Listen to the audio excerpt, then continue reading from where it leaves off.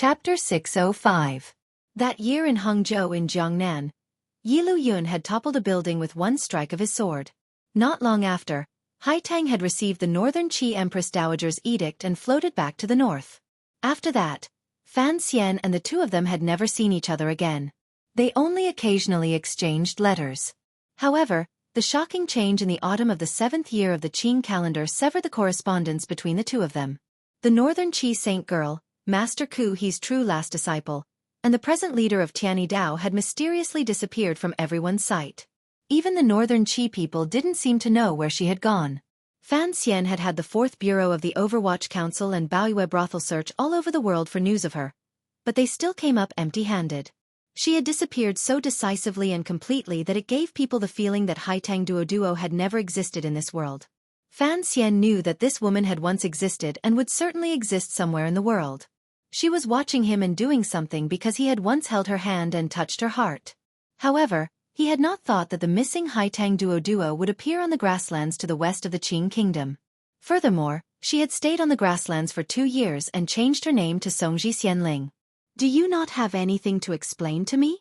Fan Xian looked into her eyes. His heart throbbed slightly. Slowly, he said, "For example, why you are here, the matter of the knife and everything related to Su Bida." Su Bida, the name of the chief of Shihu, couldn't help but carry a strange sense of mockery when spoken from Fan Xian's lips. It was not strong, but it pierced the heart. Haitang immediately raised her head and gently combed a strand of hair at her forehead. "Since you have already come, presumably you have investigated everything clearly. Why ask me again?" Haitang was dressed as a Hu tribe serving girl with a leather hat on her head. She looked mischievous and cute, particularly with the strands of hair poking out from the brim of the hat, making her appear even more childish and beautiful. However, Fan Xian's tone remained icy. "Some things it is one thing for me to find out. It is another for you to tell me personally. My anger lies in being hidden from me and used by others. You know my personality." Haitang was slightly startled. She pulled her hands out of her clothes and placed them in front of her. Very seriously, she gave Fan Xian a half bow and said, "My apologies." Although it was only 2 words, it was filled with remorse. Fan Xian looked at her. His expression did not change in the slightest. He also did not open his mouth. He only waited for her to give him an explanation. "Let's take a walk." Haitang did not explain why she had come to the plains, nor did she explain why those blades had appeared in the hands of the Hu experts. She only very naturally suggested that the two of them take a walk on the vast plains. Fan Xian was silent for a moment and then said, "All right." Parting the knee-high grass, the two of them left the path hidden in the grass and walked towards the depths of the uninhabited grassland. At this time, the autumn sun was hanging high in the sky. The little insects were agilely moving in the grass. It was quiet all around, but there was a greenish-yellow color in front of them, blankly looking towards the end of the sky. The man and woman had their hands in their clothes. They were like 2 little dots in the sky and earth, maintaining a steady speed as they advanced towards the end of the sky. If there was nothing else in this world, perhaps the two of them would be willing to walk like this forever, and not talk about the problems that would tear at one's heart and liver, and not talk about stories that would gradually pull each other apart. However, there were blue skies and white clouds in the sky, and wretched autumn grass on the plains. The two of them walked between the vast heaven and earth. In the end, they belonged to the mortal world. Even the way they walked now was difficult to be as harmonious as it was in the past. Was this not a heart-shaking loss? It has been many years since the Taoist sects have infiltrated Shihu. However, it has never been of much use. It is always difficult for the Hu people to trust the strategists of the Central Plains. The autumn wind gently blew against Haitang's red face. She sighed gently and opened her hands, feeling the vast aura of the grasslands. In a quiet voice she said, "Shihu has been beaten into a mess by the Qing army.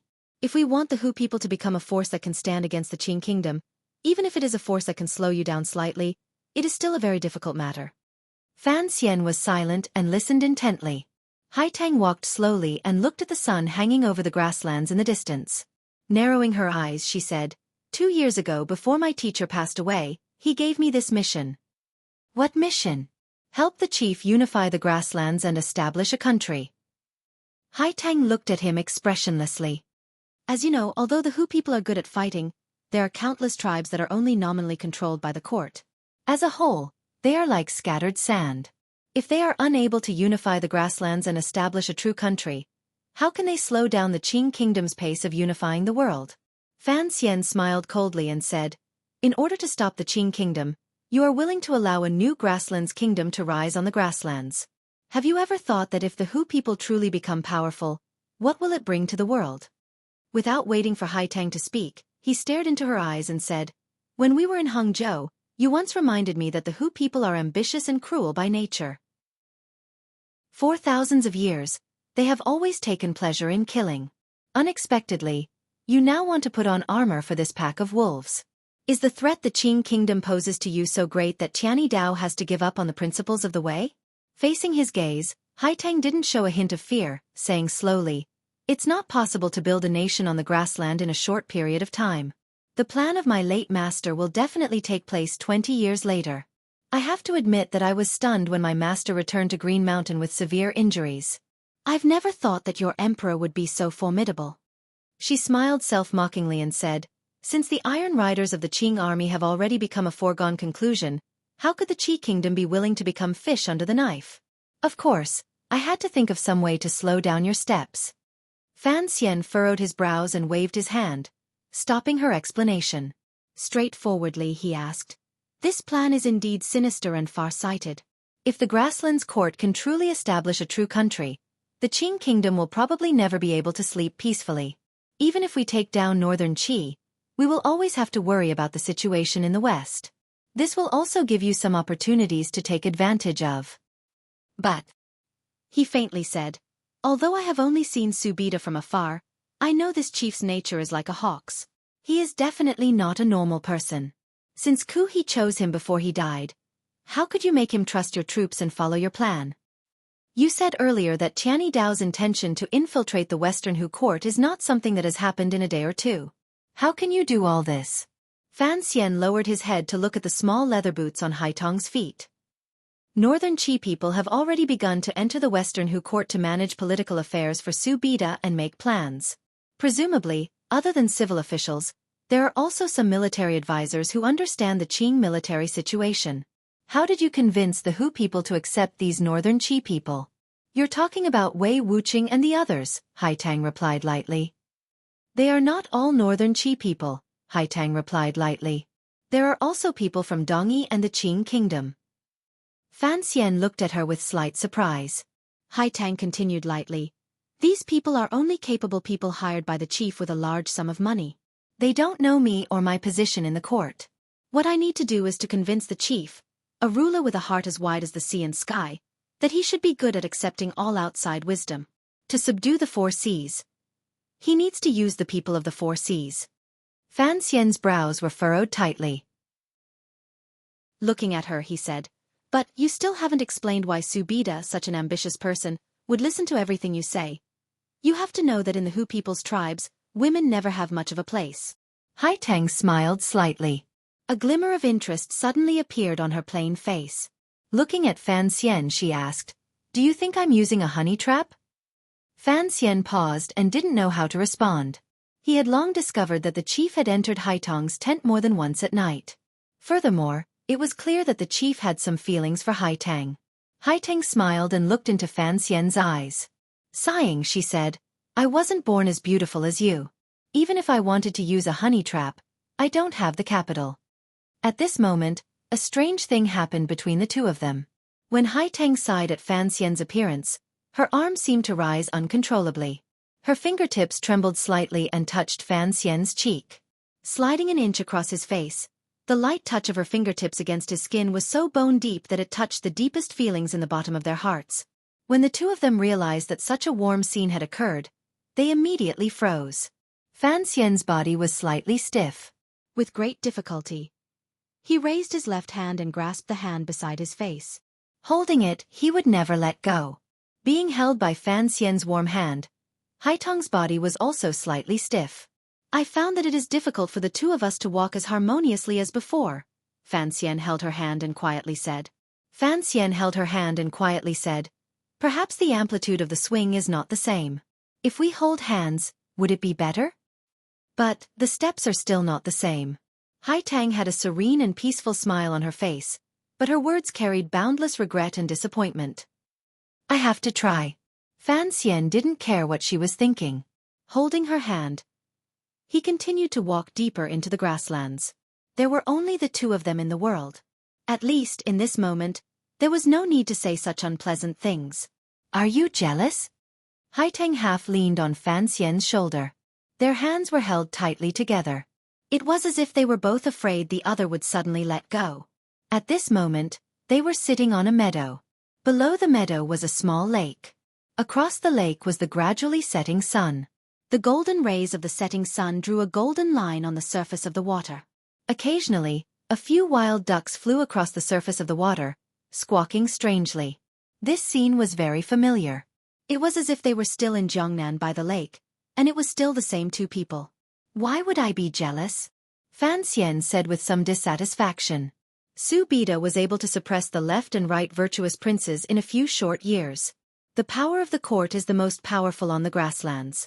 Although you helped, he is indeed powerful. In the end, you are still jealous, Haiteng said with a slight smile. Her face did not have the pride of a normal woman, nor was there a trace of uneasiness. It was as if she was only stating a fact. Without waiting for Fan Xian to speak, Haiteng leaned her head on his shoulder. This woman's shoulders had shouldered too many things since she was young.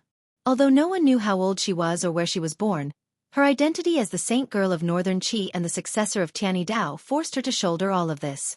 She would also have a day when she was tired. She also hoped to unload the heavy burden on her shoulders and then lean on a shoulder she could rely on. At this time, I came from the grasslands in the north. My name is Songji Xianling. I am the lost princess of the Kaurna tribe.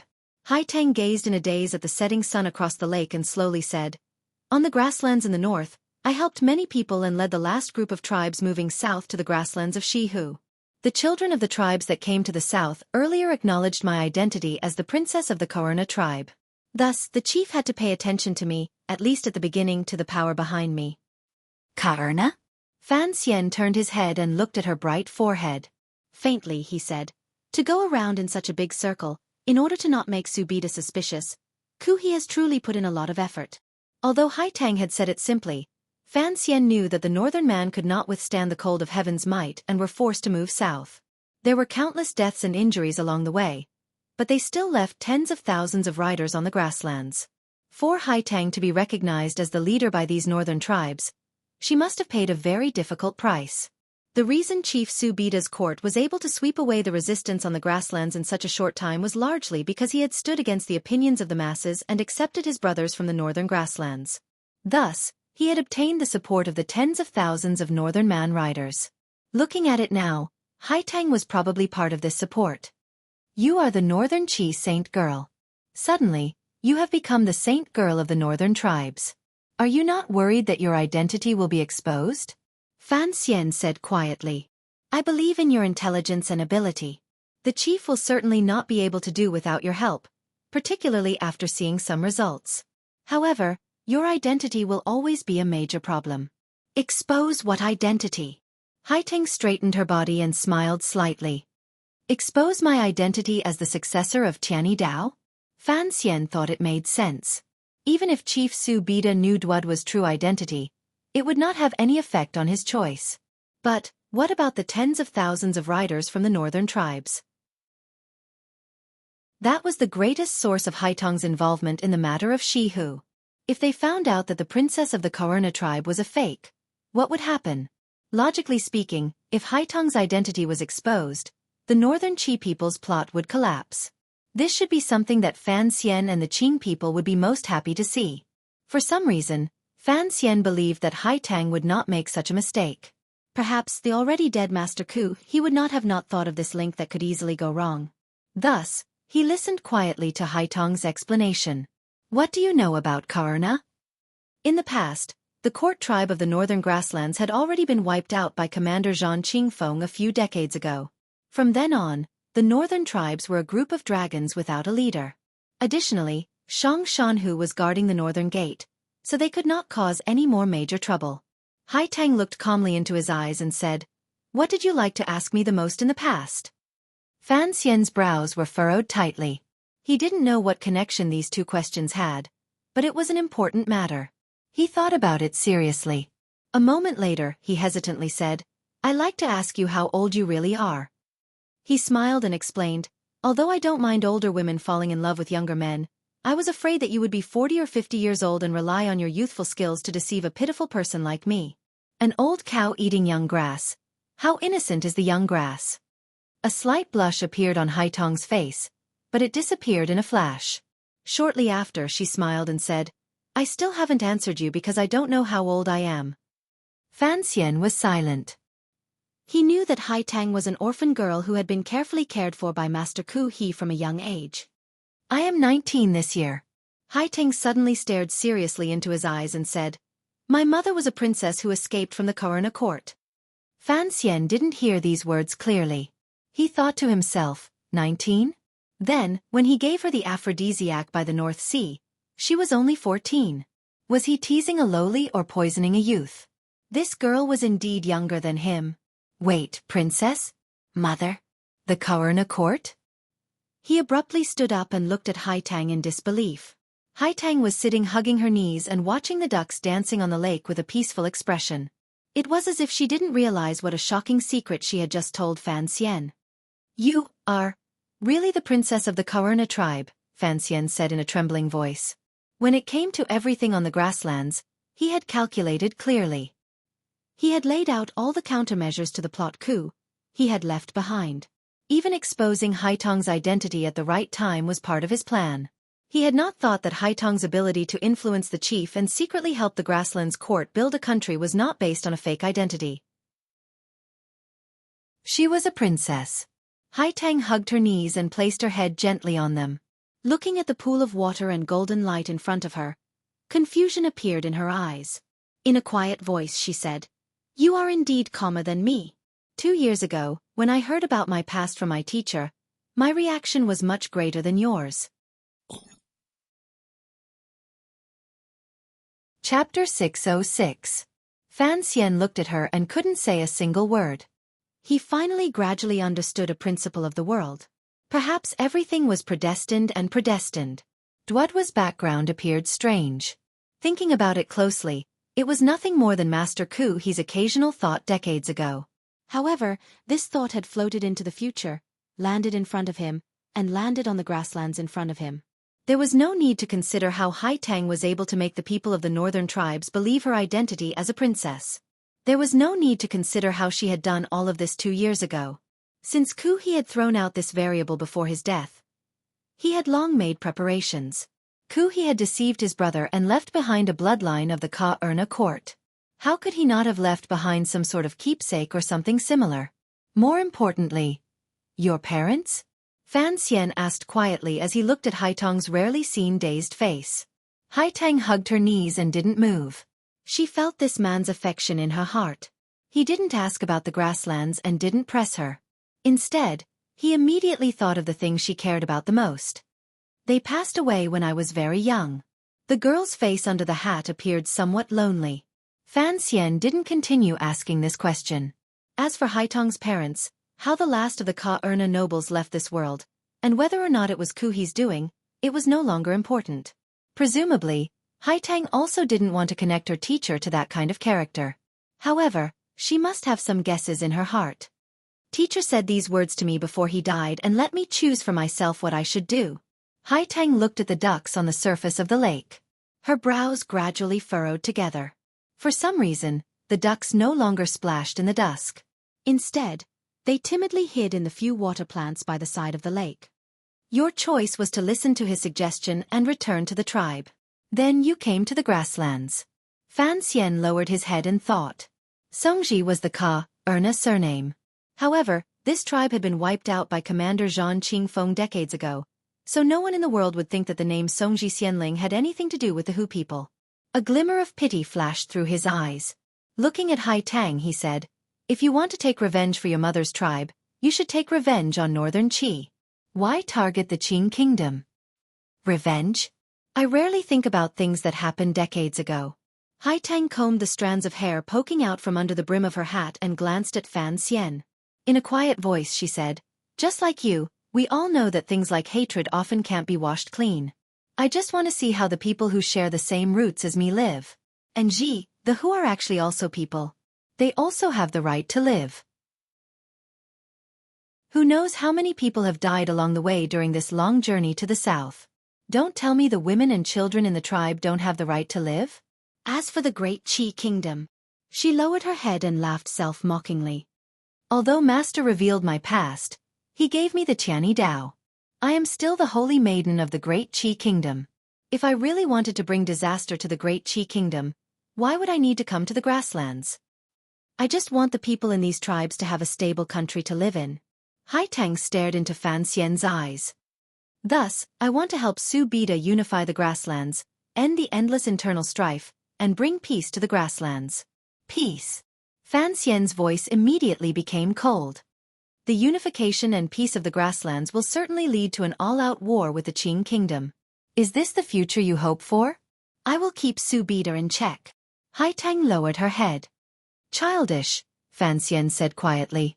The taste in his words was very similar to the mockery Li Hongqing had used to berate him in Dingzhou. The ambition of a ruler is never something you and I can keep in check. Then, what do you think I should do? Should I just watch as the Qing army invades West day by day and one day take over the entire grasslands and slaughter all the people of the Hu tribe? Haitang furrowed her brows. Everyone has the right to live. Do you still think there is a difference in value between the lives of the Hu people and those of the Central Plain?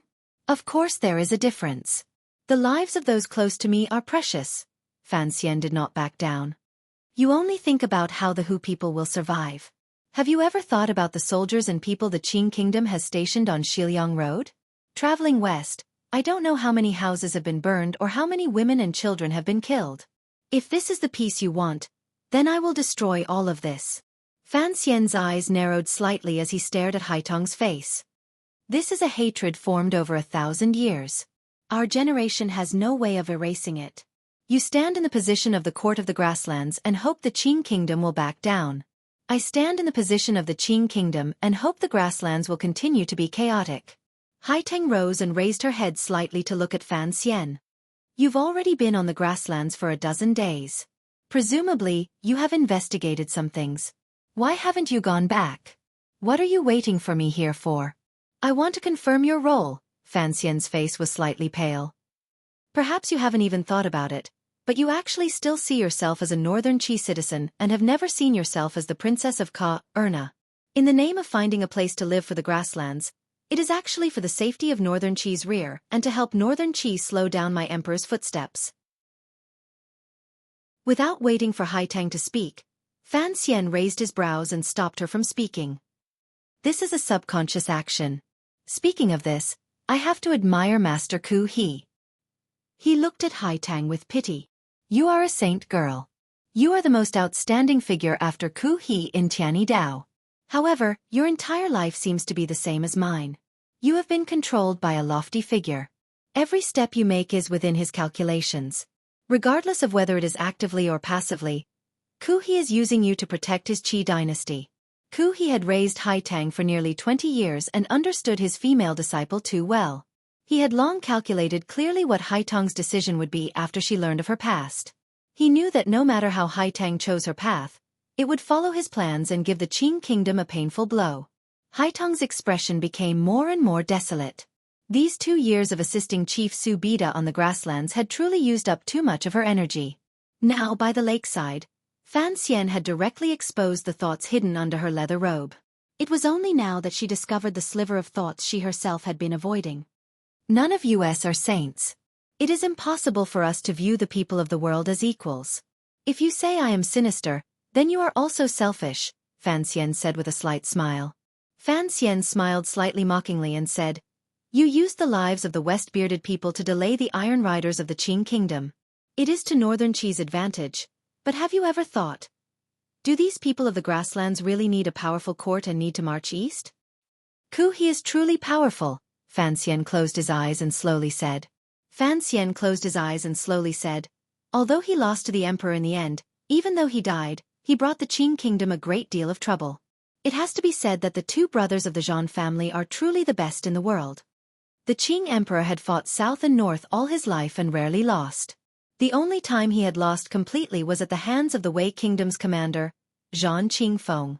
Unexpectedly, decades after Zhan Qingfeng's death, before Xueqi died, he had buried another landmine to the west of the Qing kingdom. You know I am not that kind of person. Haitang did not get angry. She stood quietly by Fan Xian's side and said, however, among the many choices, I chose the best path for the grasslands in Qi. Fan Xian knew that Haitang was not that kind of person. He was purposely trying to anger her. His gaze gradually grew cold. What about me? Haitang turned her head to glance at him and said, you said earlier that we are not saints. It is impossible for us to consider the people of the world as equals. Presently, it is the Qing kingdom pointing its sword at the world. Northern Qi and Dongyi are both swaying in the wind and rain. If you expect me to consider the Qing kingdom's interests, is that not absurd? Absurd. Fan Xian stared into Haitang's eyes as if he wanted to see into the depths of her heart. Faintly, he said, a few years ago in a restaurant in Shangjing, as the commissioner of the Qing Kingdom's Overwatch Council, I made that agreement with you. Is that not absurd? He smiled self-mockingly. That's right. I was a Qing noble, yet I had to raise my face to let you slap it. The Iron Riders of the Qing Kingdom were about to trample the world, yet I had to make an agreement with the saint girl of a foreign country. Peace? Goddamn peace. It is indeed absurd. My existence in this world has always been an absurd thing. Farming, drinking, and chatting had set the world for 20 years. Thinking back to when the two of them had walked arm in arm in Shangjing, drunk together in a building, and chatted together under the melon trellis in the garden, in a place no one knew about, the two most outstanding young people in Northern Qi and the Qing Kingdom had set a goal that was childish in the eyes of the common people but particularly beautiful in their eyes. No war under heaven. Because of the two people who participated in this agreement, such a childish agreement seemed to be within reach, and could become a reality at any time. This was because these two young people had great influence in their respective countries. If the situation did not change, the old people would gradually leave, and the future of the country would be in the hands of these two young people. A number of years had passed in the blink of an eye. The situation in the world had changed drastically because of the explosion of the Dong Mountain incident. The world was changing, and people were also changing. It had not even been 20 years, yet it seemed that Fan Xian and Haitang could no longer farm, drink and chat. I can't accept this. Fan Xian's face was pale, but his eyes grew brighter and brighter. I've already left Danzhou for 5 years. During these 5 years, no one knows what I want to do. Only you know how much danger I've taken for this agreement, how much I've suffered, and how much I've helped Northern Qi. He stared into Haitang's eyes and said in a raspy voice, you know all of this very well. I did not hesitate to take the risk of being accused of being a traitor 1,000 years later. Why? And you ran off without a sound, came to the grasslands, and began to stab me in the back. I can't accept this. Fan Xian's eyes gradually grew cold. Haitang looked at Fan Xian's face and listened to his faint words. For some reason, it was like her heart had been stabbed with a knife and began to ache. It was so painful that her face turned white. I had not thought that this matter would implicate you. Haitang stared at him in a daze. She felt that the pain of the man in front of her seemed to have landed on her body. I also don't know where those knives came from. After learning of this matter, I made a trip to Qingzhou. However, one of them was stolen by someone. Although Fan Xian had long guessed that it was Haitang's doing to have a 9th-level ace sneak into Qingzhou to help him destroy the evidence, hearing her personally admit it now made his mood slightly better. However, his expression was still very ugly. You're still hiding it from me. The appearance of these knives has always been a strange matter. He grabbed the front of Haitang's clothes and gritted his teeth. Your contact with the little emperor of Northern Qi has never been broken. This time, it is clear that he is tricking me. What else do you want to hide for him? Haitang placed her hand on his. She didn't use any force. Looking into his eyes with pity and guilt, she said, I truly don't know about this matter. I also don't know what problems have occurred in Shangjing. Why would the emperor do such a stupid thing? It was indeed stupid. In the Qing kingdom, Northern Qi's greatest support was Fan Xian. Although after the Dong Mountain incident, Fan Xian had gradually severed his relationship with Northern Qi. If the Northern Qi emperor truly wanted to have a future, it would be difficult without Fan Xian's help. Fan Xian knew very well what the little emperor of Northern Qi was thinking. He moved closer to Haitang's slightly red face and said quietly into her ear, Not stupid at all. He wants to force me to rebel? Impossible. 2 years ago in Jingdo, he wanted to use the eldest princess's hand to kill me and help the emperor ascend. I haven't settled this debt with him yet. How could I rebel? There was a glimmer of mockery in his words, but Haitong's heart grew cold. This was the first time she knew that there was a shadow of northern Qi in the rebellion in Jingdo 2 years ago. Thinking of it this way, the context of this matter became clear. The northern Qi emperor knew that Fan Xian was a very vengeful person. He didn't continue to place his hopes on him. Additionally, Haitang had been on the grasslands for 2 years and was unable to act as a bridge between the northern Qi emperor and Fan Xian.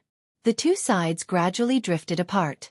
For the sake of northern Qi's safety, the northern Qi emperor would certainly choose to destroy the relationship between Fan Xian and the Qing emperor. The emperor had no other choice. The posture between Haitang and Fan Xian was very warm, but the words the two of them spoke were shocking. Faintly she said, "These 2 years, you've helped the Qing emperor organize his governance, govern the people, and manage the palace treasury. A great battle is about to break out at any moment. How could he trust you?" "I don't care if he trusts me or not. Right now, I don't even need your trust." Fan Xian shook his head and rubbed his cheek against Haitong's slightly cold face. He took a deep breath and said, "Take a message to the northern Qi emperor. Tell him that I, Fan Xian, will repay him with a lesson he will never forget for the 2 gifts he has given me." Haitong's body trembled. She looked at Fan Xian in surprise, not knowing what he would do. In this world, other than a great grandmaster, probably only Fan Xian would dare to be so arrogant as to say that he would teach the ruler of a country a lesson. "Don't forget, you are a person of the Qing kingdom. You are the son of the Qing emperor," Haitang sighed. Haitang sighed and said, "Who would believe that you would consider problems from the standpoint of northern Qi or Dongyi? It is normal for the emperor not to believe you. I consider problems from the standpoint of the Qing kingdom. I also don't want the people of the Qing kingdom to sink into the endless blood and fire of war. You will certainly not tell me exactly what you have set up on the grasslands." Haitong's hands passed naturally under Fan Xian's armpits. "But I will do my best to stop you. Other than my emperor, no one in this world can stop me, not even you." Fan Xian took off her hat and stroked her hair. Fan Xian held Haitang tightly, but his gaze gradually calmed. Holding her in his arms, he looked at the sky with narrowed eyes. An eagle was flying in the dusk. The ducks in the lake were frightened by this eagle and hid among the water plants. Haitang had actually also noticed the eagle and knew why Fan Xian was holding her like this. She sighed in her heart and knew that she and the emperor had truly let down the young man holding her. Complicated emotions rose in her mind, so she didn't point out Fan Xian's thoughts. "Stay with me for 3 days, Fan Xian said by her ear. On the grasslands about 10 li away from the lake, hundreds of Western Hu riders were surrounding and protecting their king, the master of this grasslands. Chief Su Bida looked coldly into the distance, looking at the traces of eagles streaking through the air. Songji Xianling had left. The chief was worried that she would never come back, so he had brought the riders to follow. For some reason, the chief had this worry in his heart. It was as if someone was about to take away the most important woman in his life. This woman was not beautiful. She could not compare at all to the beauties contributed by the tribes. However, the chief saw her as more important than anyone else. This woman had brought him the loyalty of tens of thousands of riders, strategies to govern a country he had never thought of, and a new atmosphere on the grasslands. Most importantly, this woman had brought the chief peace, a rare peace. Each time he was with this Karuna princess, Chief Su Bida felt it was the happiest moment of his life. Even if they were just sitting face to face and looking at each other, he was still incomparably happy.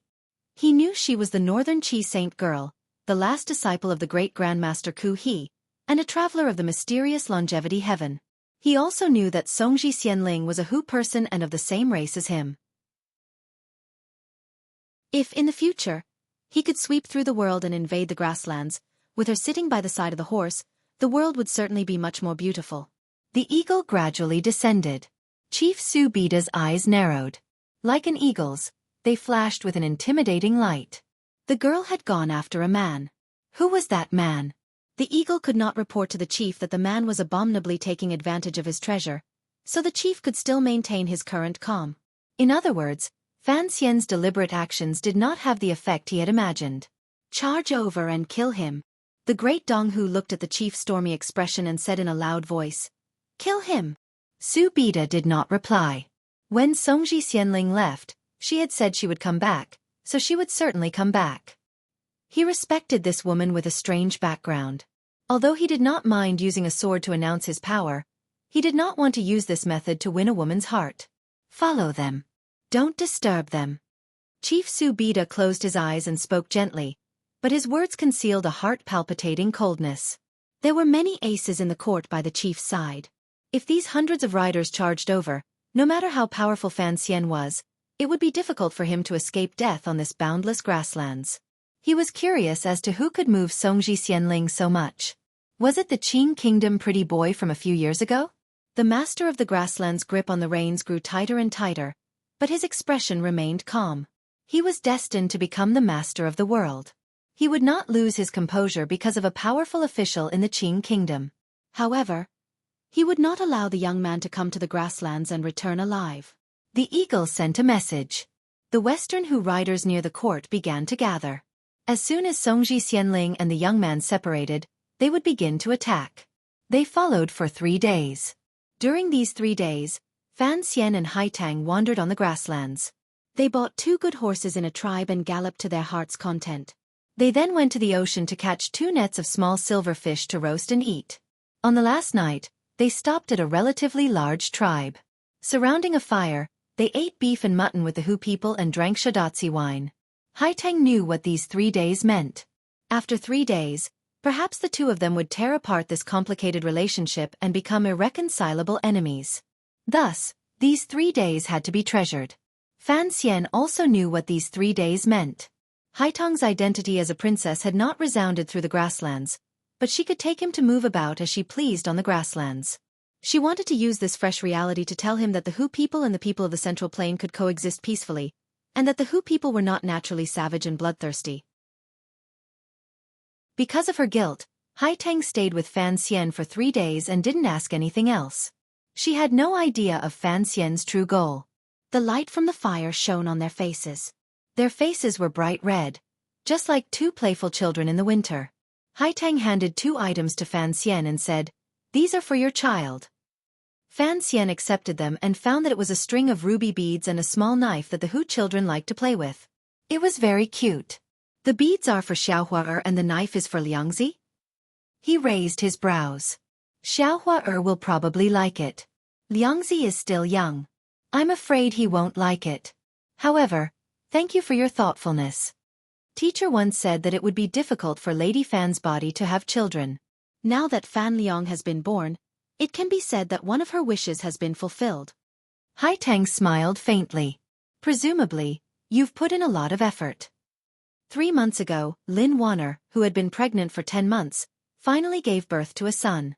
Before the palace randomly bestowed names, Fan Xian had hurriedly given the name Fan Liang and added it to the family tree. This matter angered the Qing emperor greatly. Fortunately, Fan Xian had left the emperor the right to choose a name. Only then did he manage to bluff this matter over. Hearing Haitang's words, Fan Xian smiled bitterly. During these 2 years, other than helping the emperor deal with national affairs, most of his energy had been focused on treating Wanner's illness. In order to have children, Wanner had paid a great price. In order to develop the medicine, he had also suffered greatly. Fortunately, the path that teacher Fei Jie had set in advance was right. Only then did he successfully get Wanner pregnant. Why was he named Fan Liang? Haitang asked curiously. She knew that after tonight, it would probably be difficult for her to see this young man again. Thus, she asked endlessly. She wanted to know how he had lived these 2 years and what the people by his side were like. "An idle wife is a good mother," Fan Xian smiled slightly. "Isn't it interesting?" The people in the tribe gradually fell asleep. Only Fan Xian and Haitang remained by the fire. Both of them seemed to have sensed something. Neither of them felt sleepy. They quietly waited for the arrival of dawn. "It's almost dawn." Haitang leaned against Fan Xian's shoulder and spoke faintly. This woman had reached the time of parting and finally revealed the emotions a girl should have. Fan Xian was silent for a moment. He then suddenly said, "After daybreak, once you leave, that passionate chief will tear me to pieces." After 3 days, given their cultivation, they knew that not far behind them, The master of the grasslands was forcefully suppressing his anger and waiting to give Fan Xian the fatal blow. Haitang closed her eyes and said lazily, "Don't worry about these things. I'll take care of it. I'm a man. I'm not used to letting women handle things." Fan Xian smiled.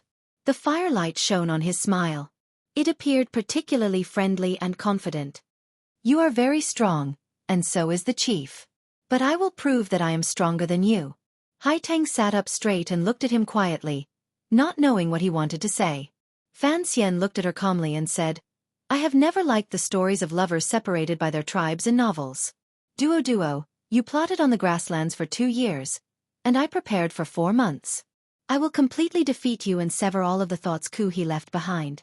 I like the peace and happiness on the grasslands. For the peace and happiness of the Qing people, for my peace and happiness, and for the chief's unhappiness and happiness, I must destroy all of this. I kept you for 3 days because I want to keep you for a lifetime." The young man from the Qing kingdom stood up and looked at the dark grasslands before dawn. Chapter 607. Before dawn, it was all darkness. The fire crackled.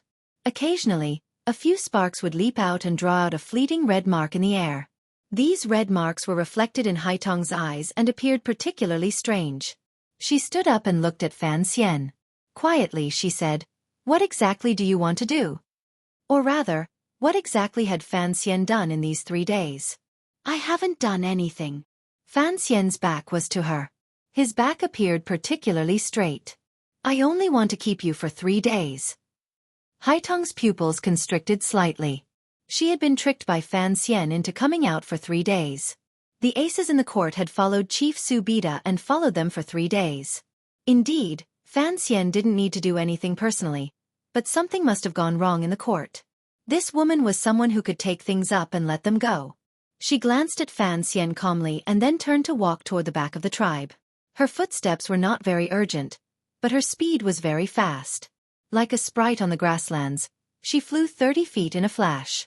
"It's too late for you to go back." Fan Xian turned around and looked at her calmly. "You and the Northern Qi Emperor tricked me once and tricked me a few times. The Central Plain people in the court are all Northern Qi people, yet you are still tricking me.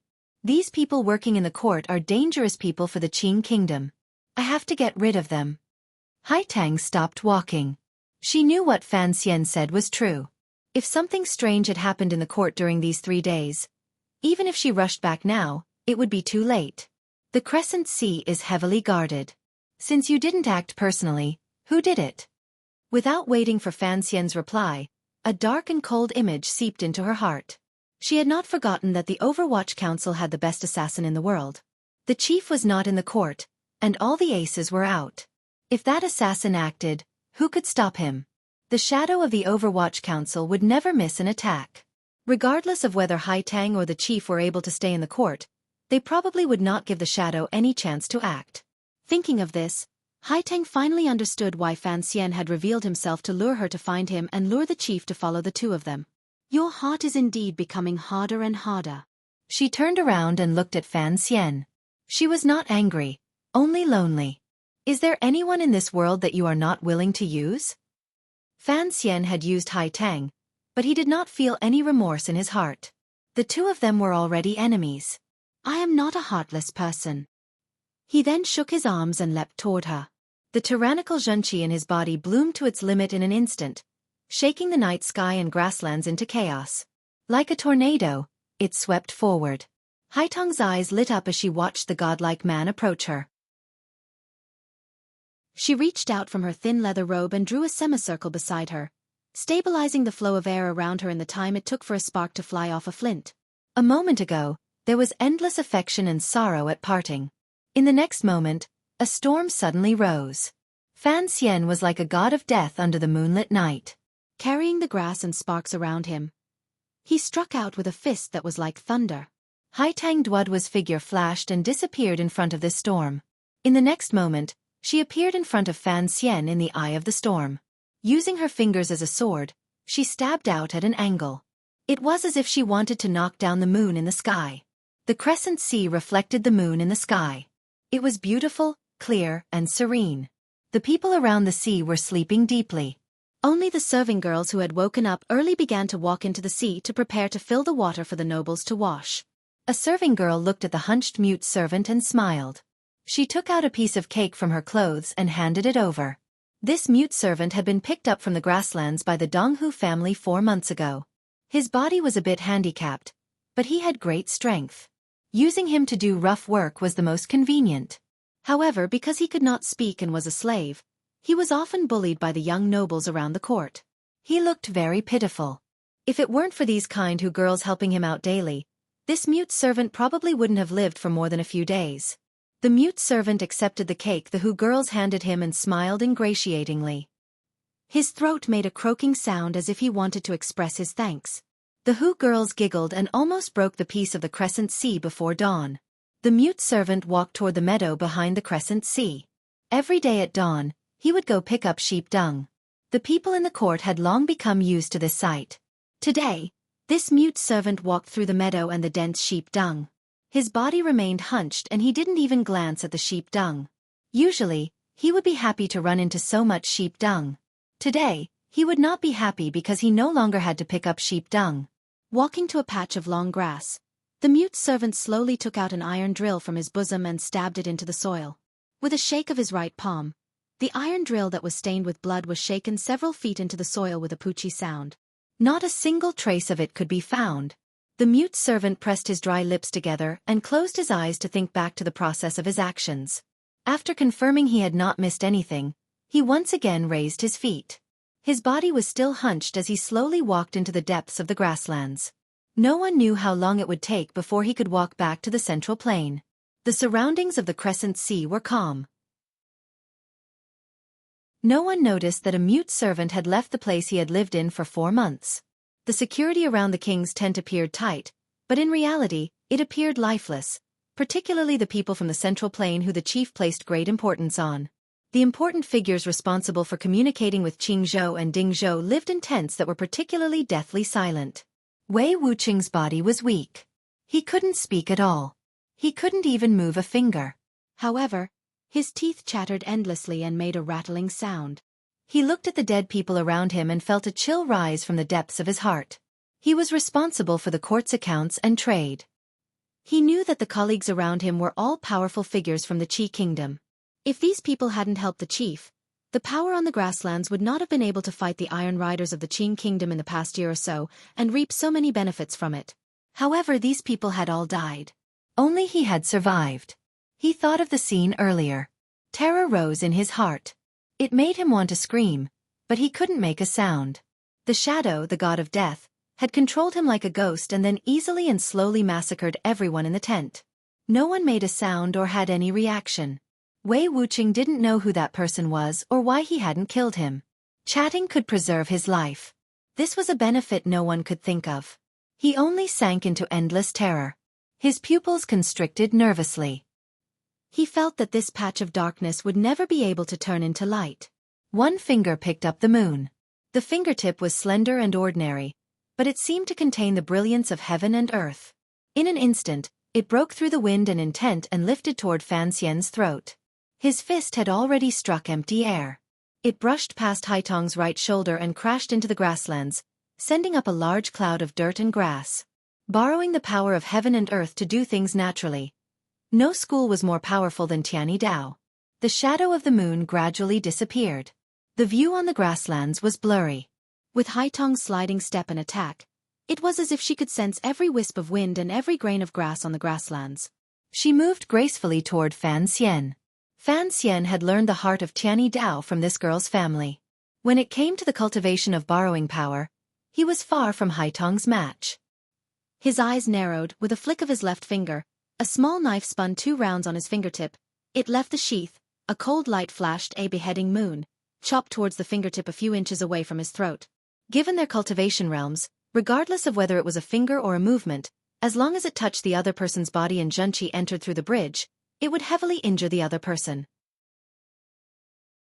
Thus, Fan Xian had to stop the finger that was too light to the point of being unable to catch a trace.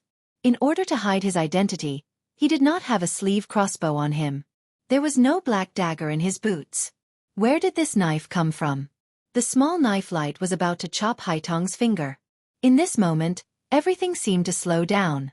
The little knife could be seen clearly. It was the gift Haitang had given to the young master of Fan Xian's family earlier. Haitang's eyes grew brighter and brighter. This brightness carried an indescribable feeling. Her finger did not pull back and did not respond at all.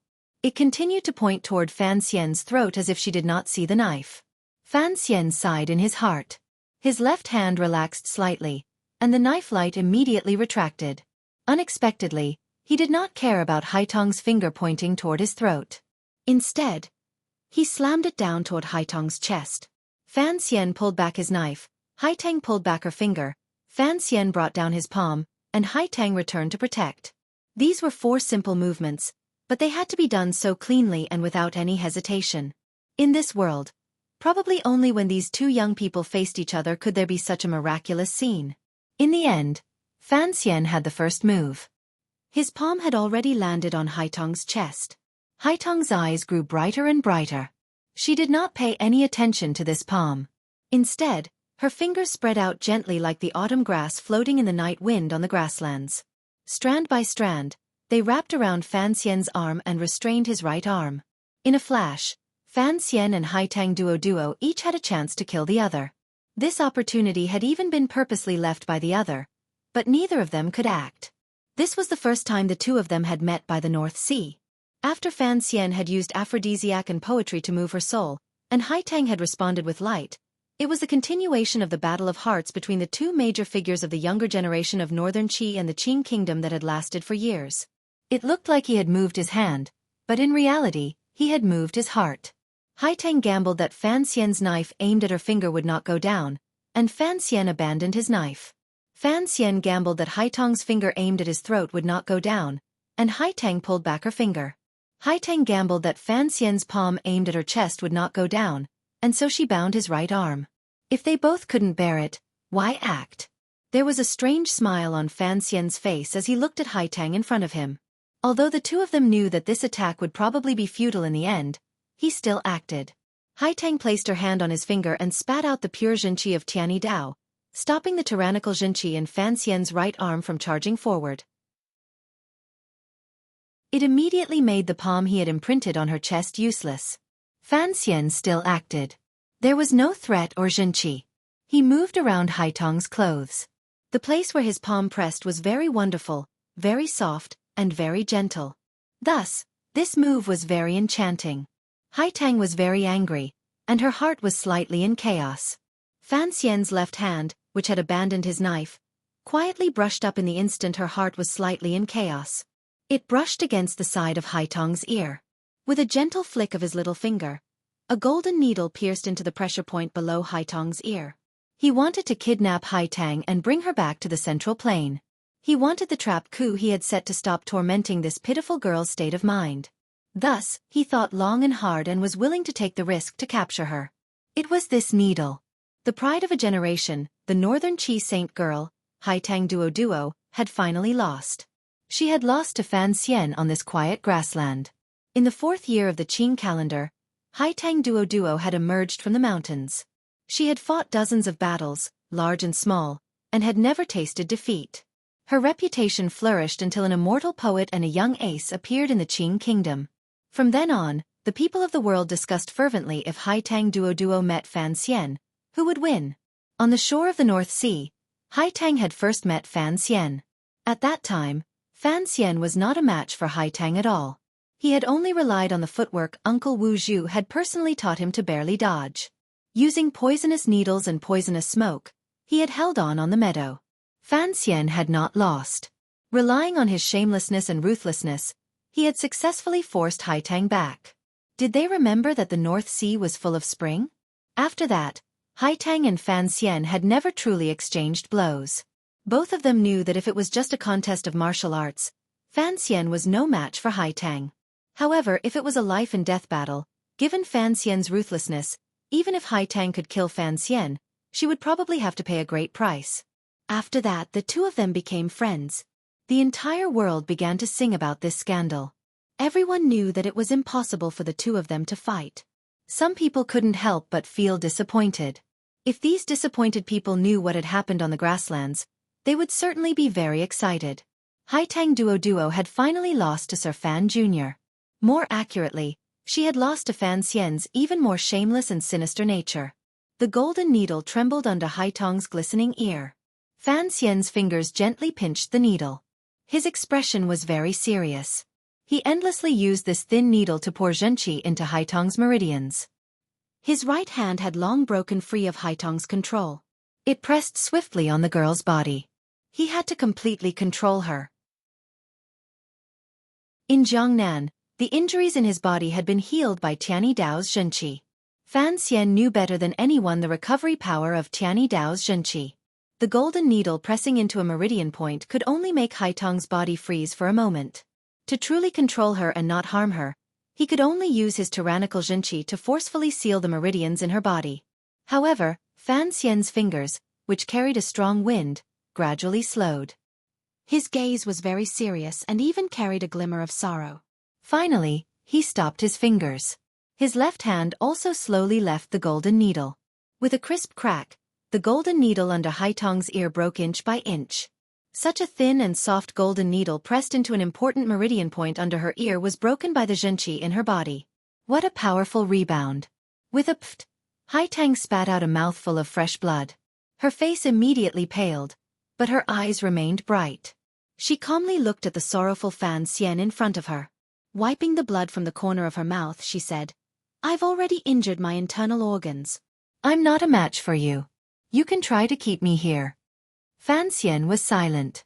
He knew what had happened in Haitang's body earlier. When he had used his tyrannical Xueqi to forcefully seal her meridians, the pure Tianyi Dao Xueqi in Haitang's body had begun to counterattack. It counterattacked without regard for its own life and death, forcefully attacking every spot where his fingers had landed. If Fan Xian had forcefully continued, at most he would have used up a great deal of Xueqi and still been able to control Haitang. However, Haitang's decisive Xueqi flowing in the opposite direction would cause her meridians to explode and make her a useless person. After a moment of silence, Fan Xian lowered his head and sadly said, "Even if you die, you still won't come with me?" Haitang looked at him calmly. Fresh blood dripped from the corner of her lips. Slowly she said, "If my heart wasn't in chaos, how could you control me? If your heart wasn't in chaos, how could you let go of a great opportunity to capture me in one move and throw Xueqi into chaos? I don't want to die, but I know you won't let me die." Fan Xian was silent for a moment and then said, "Thank you." He was thanking Haitang for her trust in him. He was thanking her for knowing his heart and his feelings. Although the two of them had never said it explicitly, they had long known each other. It was like the night on the grasslands or the moon at the edge of the night line, clear and difficult to forget. After giving his thanks, Fan Xian looked at Haitang and said each word clearly, "Do you really want to stay in Xueqi Lake and become my enemy on the battlefield?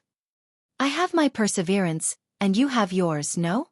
A strange light bloomed on Haitang's ordinary face. There was 20% stubbornness, 30% confidence, and 50% perseverance.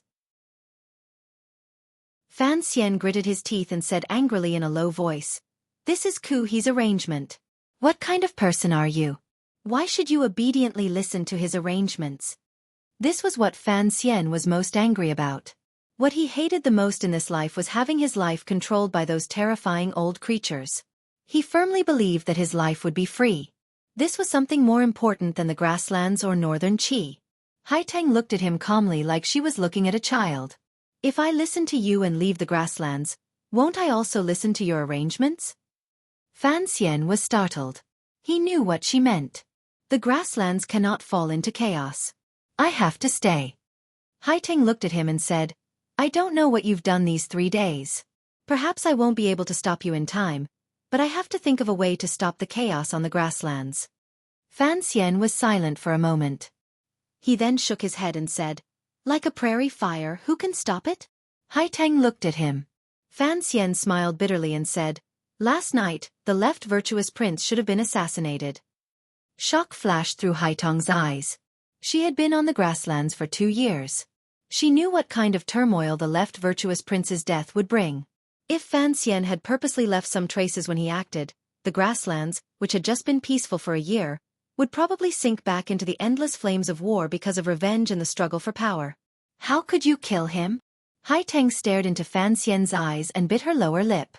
The left and right virtuous princes had great power on the grasslands. Chief Su Bida had the support of Haitang, Northern Qi, and tens of thousands of riders from the northern tribes to barely suppress the two virtuous princes. During these 2 years, the left and right virtuous princes had always been wary of the court. Their defenses were powerful. Haitang furrowed her brows slightly. She could not think of anyone in the Qing kingdom who could sneak into the depths of the grasslands and assassinate the left virtuous prince. Perhaps the shadow of the Overwatch Council had such power, but he should have gone to the court to deal with Northern Qi's support for the grasslands court. The rushing sound of horse hooves came faintly from the distance. It looked like the riders of the court chasing Fan Xian could no longer hold back. Fan Xian narrowed his eyes and glanced in that direction.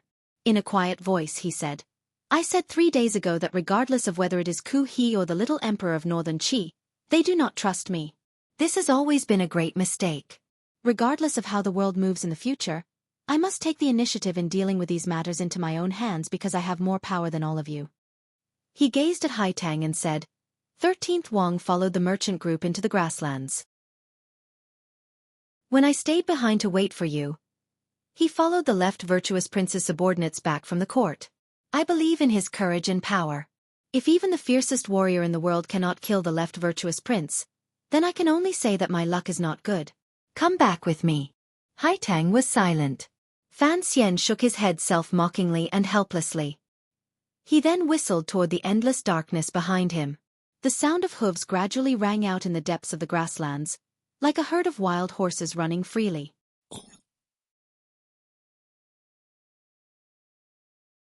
Chapter 608. A smear of white appeared on the horizon. The sun was still rubbing his eyes and did not open them. The faint morning light enveloped the grasslands but did not brighten people's vision. After last night's revelry, the people of the small tribe were still drunk and sleepy. They should not have felt the cold of the morning sun.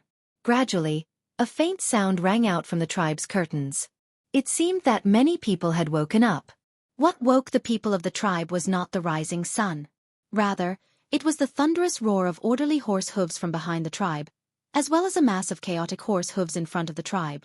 From all directions, it seemed that countless riders were closing in. In the morning light, Fan Xian's expression was calm. He glanced at Haitang one last time and picked up the knife she had given to Yoshiko from beside his feet. Solemnly, he put it into his clothes. Goodbye. I hope I don't have to wait another 3 years, Fan Xian said seriously to Haitang. There were a few streaks of blood at the side of Haitang's lips. She looked very pitiful, but the arrangements on the grasslands had already begun to move. The chief of the court had already sent troops to catch up. If she wanted to escape, she could only take advantage of this moment to leave. Haitang didn't know how he was going to leave because the sound of horse hooves came from all directions. It seemed that the court's riders had already surrounded the grasslands. She glanced at him with a complicated gaze. This gaze was like a heavy hammer that struck Fan Xian's body. It made his body drift diagonally toward the meadow behind him. He drifted easily and joyfully, but it was also gloomy and enchanting. He didn't see how his toes pushed against the ground, but it was as if a thin rope had been tied around his waist. Like a kite, Fan Xian drifted backward and gradually increased in speed. He became a blurry figure in the morning light, gradually moving further and further away. He gradually became smaller and merged into a large cloud of dust coming from the tribe's front left.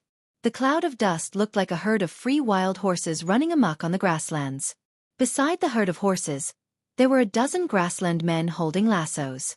It was as if they had followed this herd of wild horses for a number of days and nights, waiting to catch the leader in one fell swoop. Haitang watched this scene calmly. She knew that this herd of wild horses was just an illusion. It must have been a group Fan Xian had arranged to receive her. Seeing Fan Xian float away without stirring up any dust, she knew that after not seeing him for 3 years, her young friend from the southern court had already successfully merged the heart of Tianyi Dao with the tyrannical Xueqi in his body. He stood firmly at the peak of the 9th level and was about to touch the limits of humans. No wonder he was so confident that he dared to enter the grasslands and launch an attack on the royal court and the left virtuous prince's tent in the dark. With such a realm, unless a great grandmaster reappeared on the grasslands, who could defeat him? Chief Su Bida had endured for 3 days and had reached his limit. At this moment, he had finally closed the encirclement. Even if Fan Xian had arranged for a group of horses to receive him, could he escape the pursuit of thousands of court riders on the vast grasslands? Haitong's eyes narrowed. A glimmer of worry rose in her heart. If a 9th-level ace faced an enemy head-on, it would be difficult for them to lose. After all, the two of them were still an immeasurable distance away from the realm of a great grandmaster. If they were to face thousands of soldiers and horses, how could they survive? In the distance, Fan Xian's figure had already landed among the wild horses. Strangely, the wild and free-loving wild horses, which looked like they would not settle down, did not reject Fan Xian's entry. When Fan Xian sat on the leading horse, the vicious leading horse only shook its neck helplessly. It did not think of throwing him off.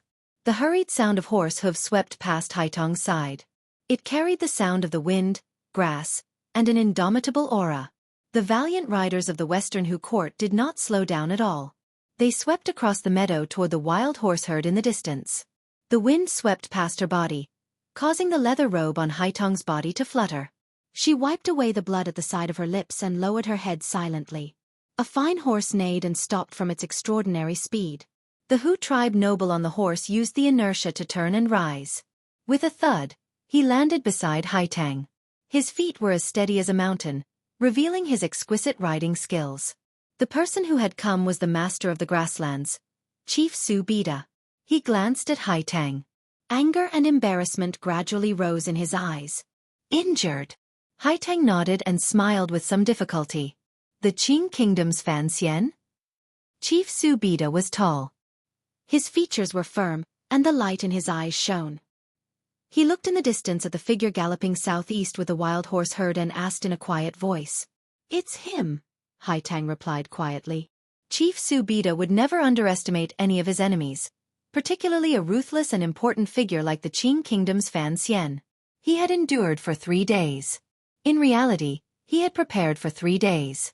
He had gathered the Hu tribe soldiers on this grasslands. He had to keep this powerful Qing official on the grasslands. Since the other party dared to enter deep into the grasslands, get close to the court, and challenge his dignity, Chief Su Bida would use the most direct method to express his anger. The court had made ample preparations. After confirming that there were no Qing riders patrolling the grasslands, they prepared to receive Fan Xian in secret.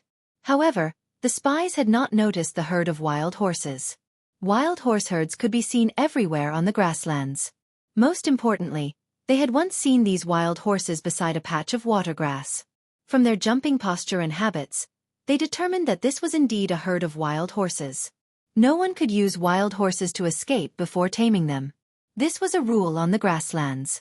It seemed that this rule was about to be broken by someone. Smoke and dust rose in all directions. Over 1,000 court riders charged over and charged past the tribe's tents. Under the shocked and terrified gazes of the Hu tribe people, they charged toward the herd of wild horses.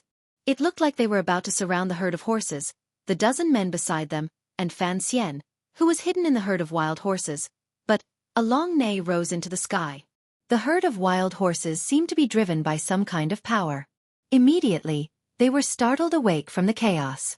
Stretching out the muscles on their bodies, they raised their hooves and abruptly increased their speed, charging toward the gap in the southeast of the encirclement. The morning sun shone brightly and the wild horses neighed. Hundreds of fine horses reflected the weak light and emitted a dark complexion as they galloped on the grasslands. In just a moment, they had already rushed out of the encirclement of the court cavalry. This scene had a primitive beauty that was filled with power, and it shocked the minds of countless people. Chief Su Bida held the reins in one hand and stood by Haitong's side. Coldly, he watched this scene. His eyes narrowed slightly, but he hid the shock in his heart very well. With a flip of his body, he leaped onto the fine horse and said, "I'll bring this pretty boy back for you to vent your anger." At this time, he had already admitted that this young powerful official of the southern court, who could be mentioned in the same breath as Songji Xianling, was not just a pretty boy. Looking at his miraculous ability to control wild horses, there was probably not a second person like him on the grasslands. Last night, the court was attacked. The left virtuous prince was assassinated. No one knows if he is dead or alive. Haitang stood on the meadow among the chief's dozens of guards. Calmly, she spoke of what Fan Xian had admitted. The chief held the reins with both hands and paused slightly. Immediately after, He squeezed the horse's belly and charged down the meadow. So the commissioner of the Qing Kingdom's Overwatch Council had entered deep into the grasslands for this matter. The attack on the court was a small matter.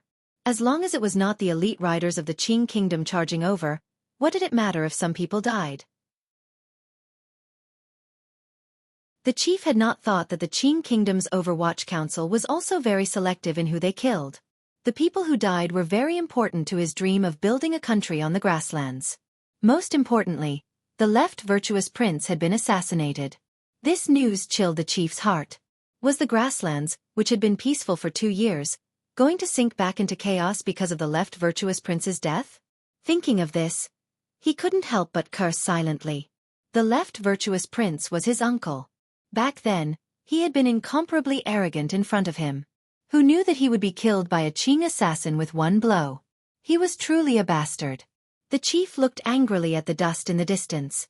Squeezing the horse's belly, he charged toward the southeast first. Although the pretty boy had used the wild horse herd as a cover and unexpectedly killed his way out of the encirclement, the chief believed that no one would be able to escape the pursuit of the court's riders on the vast grasslands. From here to Qingzhou on the border of the Qing Kingdom, even if one spared no effort and galloped to their heart's content, it would still take 10 days. Galloping madly on the grasslands for 10 days with the Western Hu court's riders chasing after them, who could stand against that? The chief was riding a 1,000-li horse, one out of tens of thousands.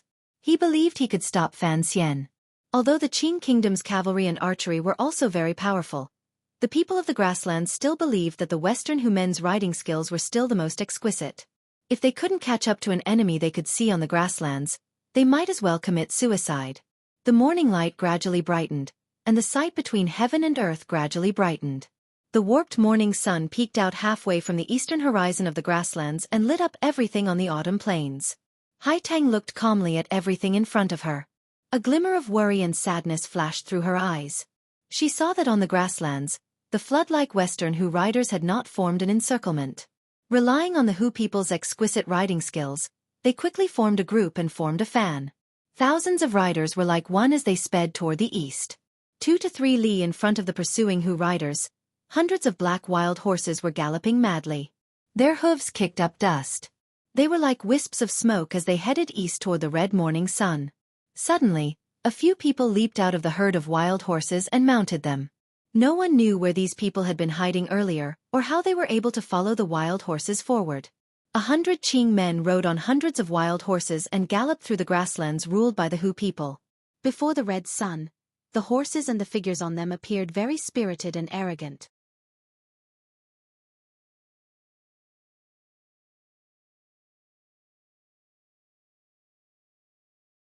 A good horse needed someone to ride it.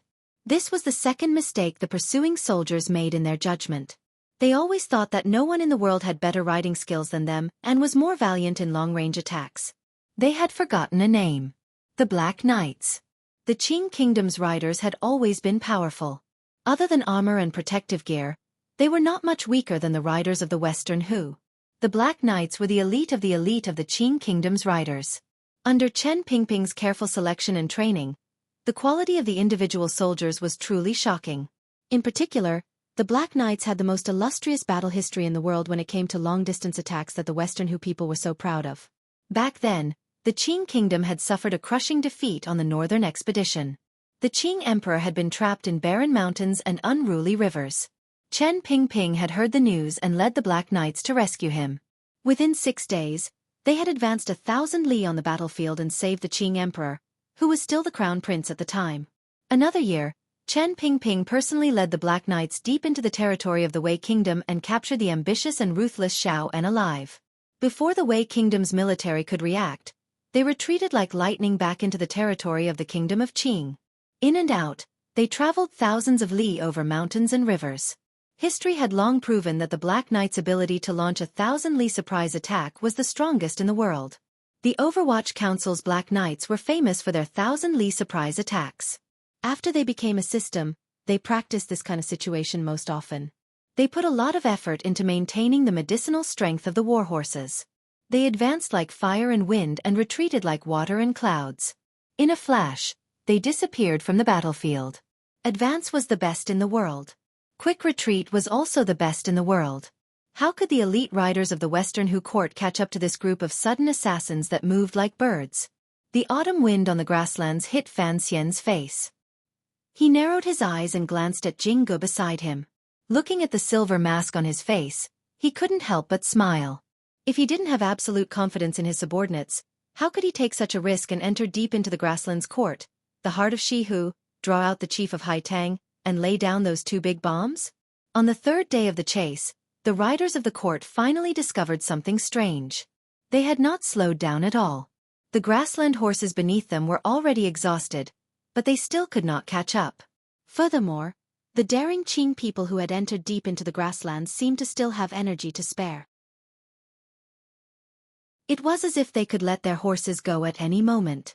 They were only forcefully suppressing their speed to lure the riders of the court behind them.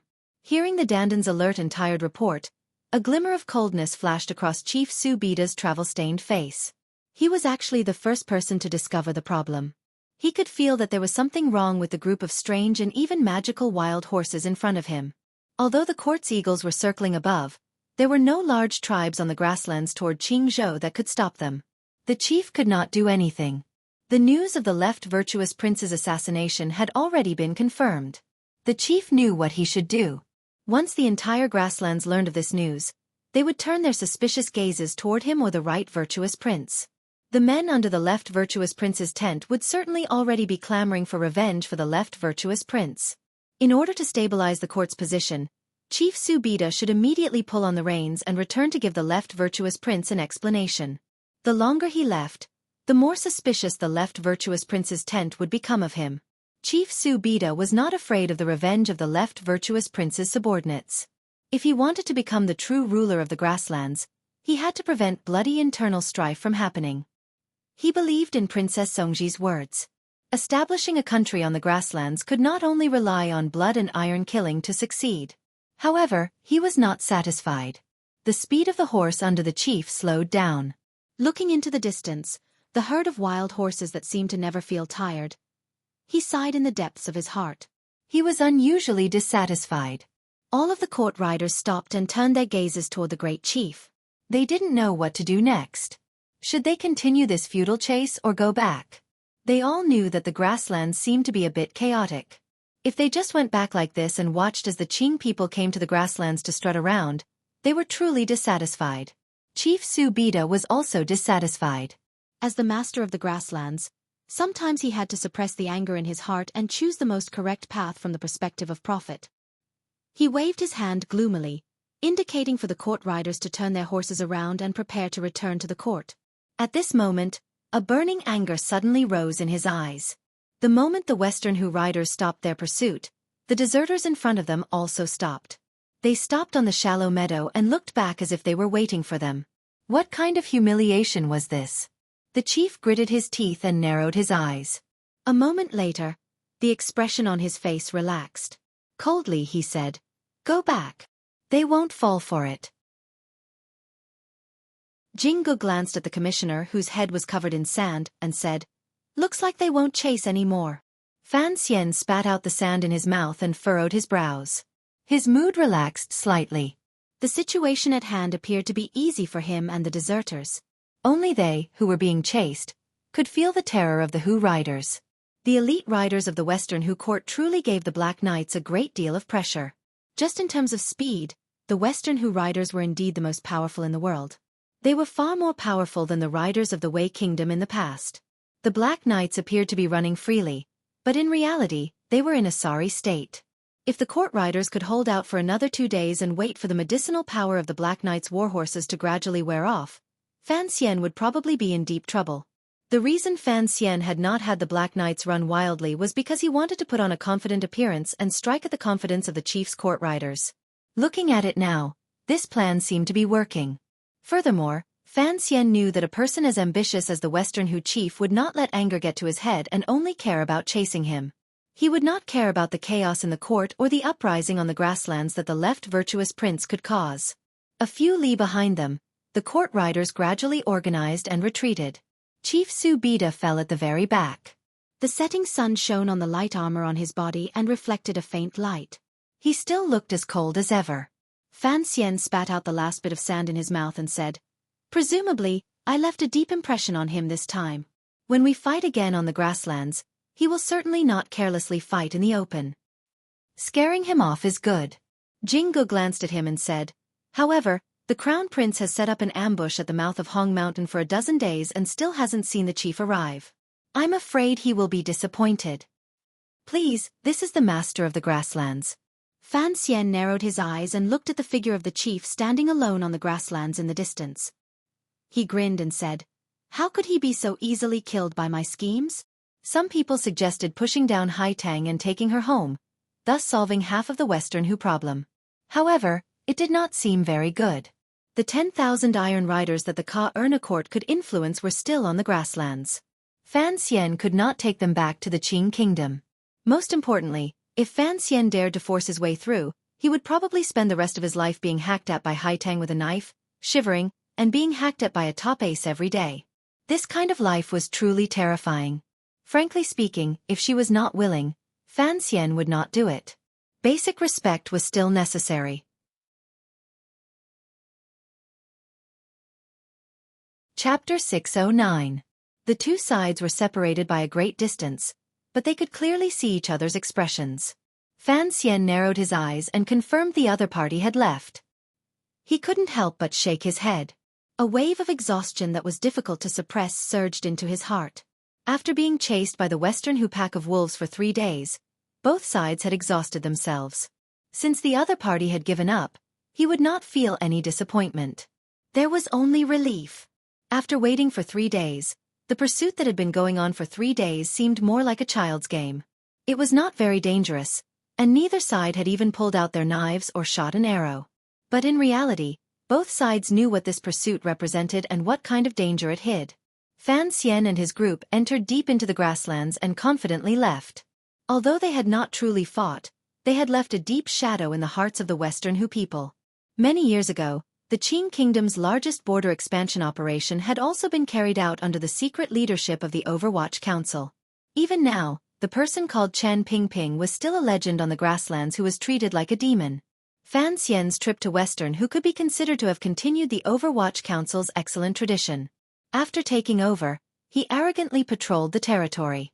This was a heavy blow to the spirits of the people on the grasslands.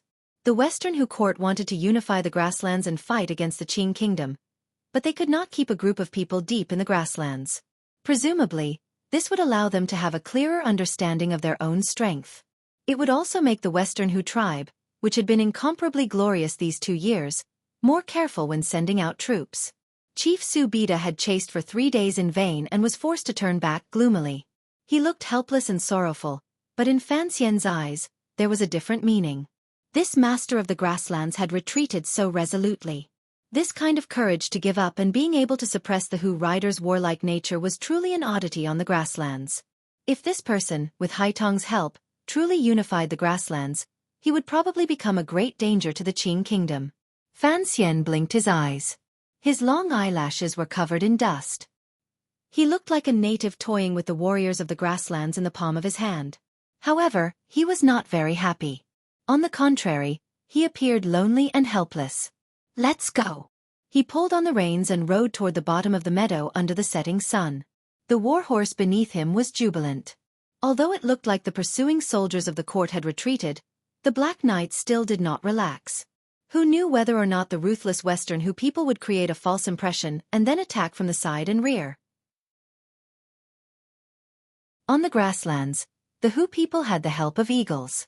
It completely nullified the effectiveness of the circular telescope in Fan Xian's hand. Because of this, the group of people who had escaped from the grasslands still did not dare to slow down. They forcefully supported their exhausted bodies and urged their warhorses, which were soaked in medicinal sweat, to gallop towards the east. It was not until 7 days later that the group entered the entrance of Hong Mountain that they were truly relieved.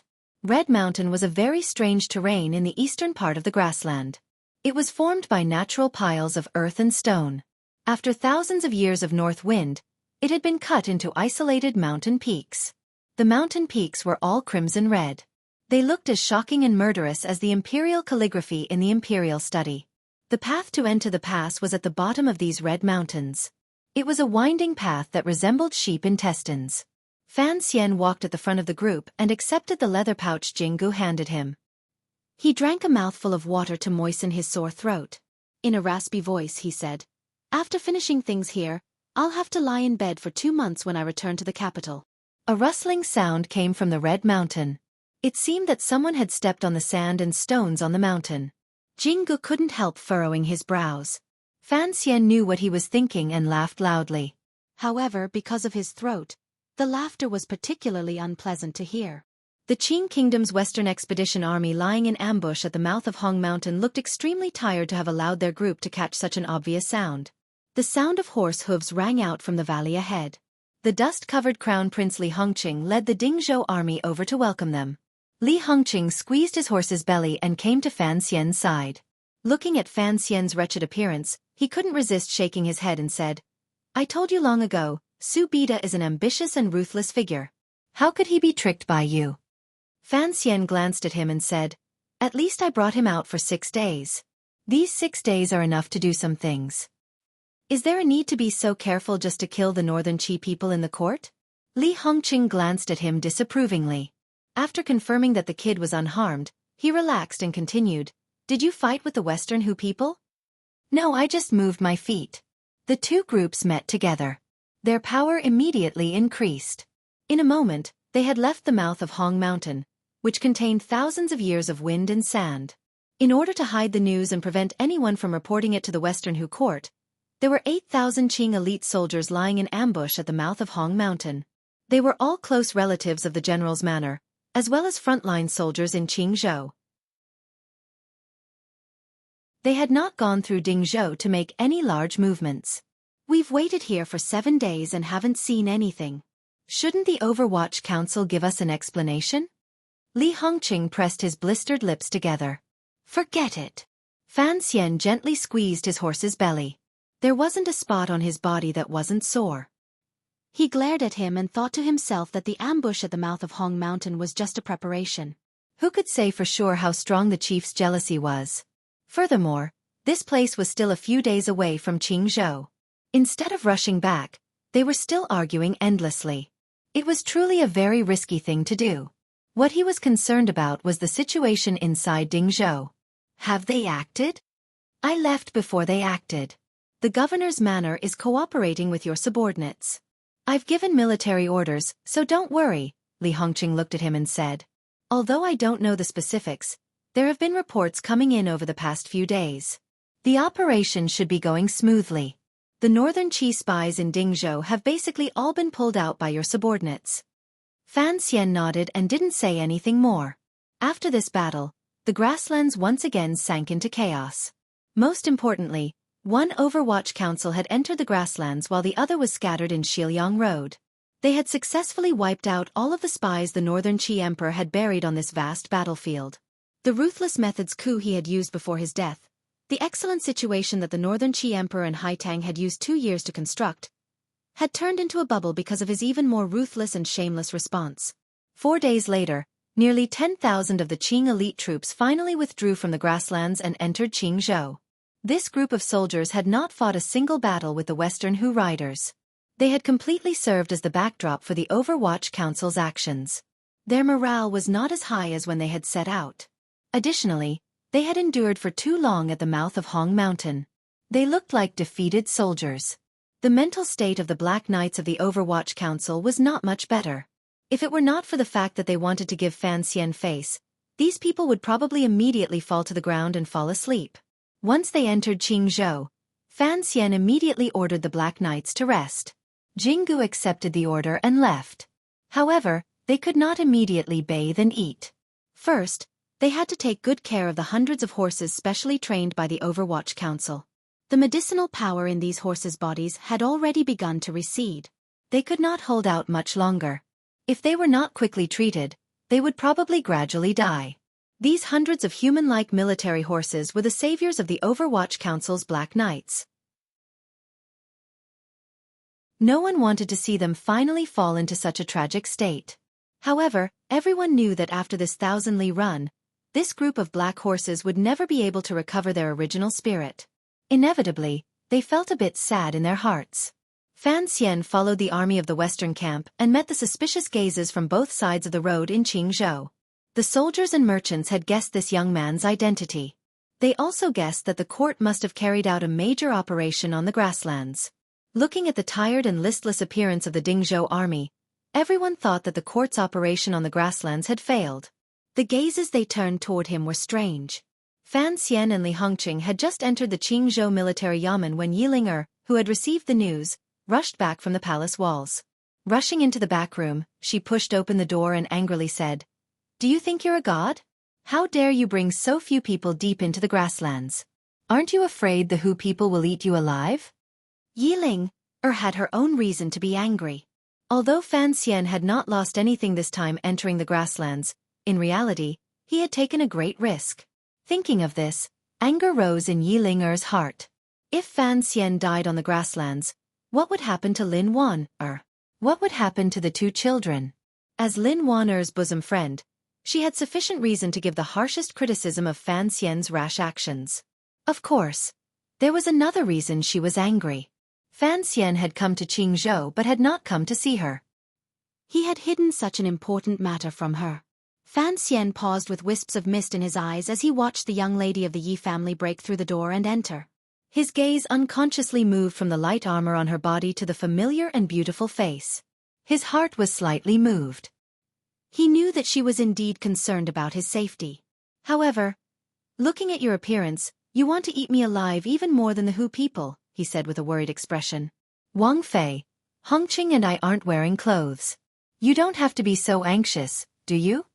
After entering the Qingzhou military yamen, Fan Xian and Li Hongqing, who were covered in wind and sand and sore all over, had used their power and position to immediately prepare 2 large buckets of hot water. They were soaking comfortably when unexpectedly, a woman barged in. Furthermore, her identity was special. Yiling had grown up in the Dingzhou army. Her personality was bold and forceful. She was very different from other women. Hearing Fan Xian's words, she realized that Fan Xian and Li Hongqing were naked and curled up in the large wooden buckets. These two people still wore purposefully shy expressions on their faces. It was very annoying. On the contrary, she was not embarrassed or angry. She just spat at the side of her feet and elegantly turned to leave. On the grasslands, the left virtuous prince had been assassinated. Something had happened to the court. It was certain to sink into chaos. As the head of the Qing court's military stationed in Shiliang Road, Li Hongqing had to quickly report this matter to Jingdou. At the same time, he had to return to Dingzhou to hold down the camp and move military power in order to deal with the newest change in the situation on the grasslands. Thus, the next day, he left Qingzhou. Fan Xian stayed. It was not because of the good scenery in Qingzhou or because of Yiling. It was because he wanted to wait for a few people to return before he could truly relax. After a few days, the Central Plain merchant group Fan Xian had mixed in to finally return to Qingzhou covered in dust. Calculating the time, this merchant group had traveled very quickly. The path the merchant group took on their return journey was not the same as the path Fan Xian had taken. On the contrary, they had missed the soul-stirring chase. Seeing this group of merchants return safely, Fan Xian's mood relaxed slightly. He had been worried that because of the Overwatch Council's actions, these merchants from the Central Plain would become the target of the Hu people's revenge. Unexpectedly, the Hu people, under their rage, were still able to resist attacking the merchant group. It looked like Haitong's teachings these 2 years on the grasslands and the chief's decisions about the future had already affected many people. Soon after, a lonely shepherd who had lost his cows and sheep and was unable to continue living on the grasslands also entered the city of Qingzhou. However, no one knew that in this half a year, this lonely shepherd was playing the role of a mute servant who was used to hunching his body. The shadow had also returned safely. Fan Xian's heart relaxed a great deal. However, there was still no news from 13th Wang. He didn't know what his situation was, which worried him greatly. Although the Overwatch Council was used to using sinister methods to deal with all enemies, any method needed a powerful executor. Fan Xian himself was a powerful ace. He also had the shadow as his subordinates. If it weren't for these terrifying generals, even if he had lured Haitang and the chief away, he would not have been able to achieve the Overwatch Council's goal. The northern Qi people in the court would be dealt with by the shadow. The left virtuous prince, who had to die, needed another powerful warrior. Fan Xian had always been troubled by this. There were only a dozen top aces in the world. It was not until a long time later that he sent a probing invitation to 13th Wang through Baoyue brothel. After the Dong Mountain incident, 13th Wang had been serving the heavily injured and dying Sigu Jian in the sword hut in Dongyi. However, Sigu Jian miraculously dragged on and did not die, so 13th Wang never appeared in front of people again. Although Fan Xian and 13th Wang had an agreement 2 years ago, he didn't know if it was still in effect. Thus, this invitation was only a test. 13th Wang did not reply to a single word of this invitation. He directly left Dongyi and came to Jingdo to find Fan Xian. Fan Xian, the Shadow and 13th Wang, the three aces went deep into the grasslands. They each had their own duties. In terms of the execution power represented by top aces, the present Overwatch Council was even more terrifying than when Chen Pingping was in power. It was because of 13th Wang's arrival that Fan Xian made up his mind to enter the grasslands.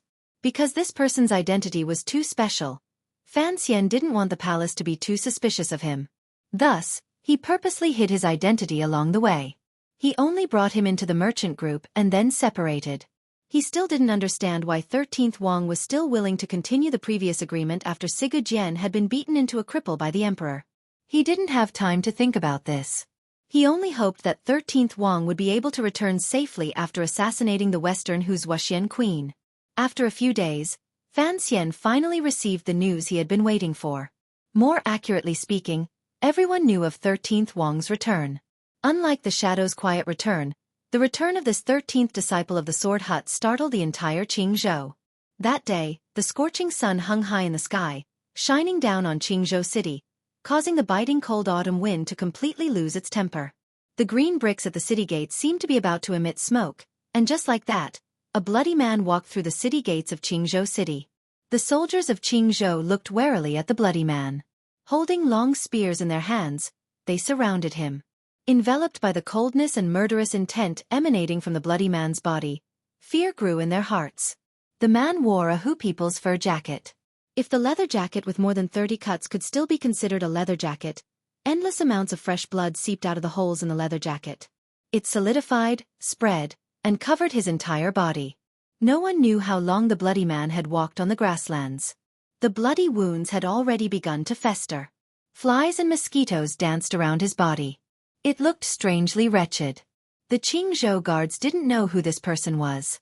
They only knew that for him to be able to walk out of the grasslands with such heavy injuries, he was certainly no ordinary person. The man opened his eyes. His lips were covered in bloody blisters. To the soldiers surrounding him he said, "Tell Fan Xian that I have done what I promised him." Receiving the news, Fan Xian rushed over and supported him. Looking at the wounds on his body, his heart was filled with a chill. He was responsible for luring out the chief and Hai Tang for the operation on the grasslands. In the end, Hai Tang would not kill him. Furthermore, the Shadow had acted silently and did not take much risk. The truly difficult part was 13th Wang assassinating the left virtuous prince. Fan Xian didn't know how 13th Wang had killed the powerful left virtuous prince in the Endless Hu camp. He only knew that what he had promised him had been completed perfectly. He carried the unconscious 13th Wang back to the military yamen. With a silent expression, he began to treat this fierce warrior.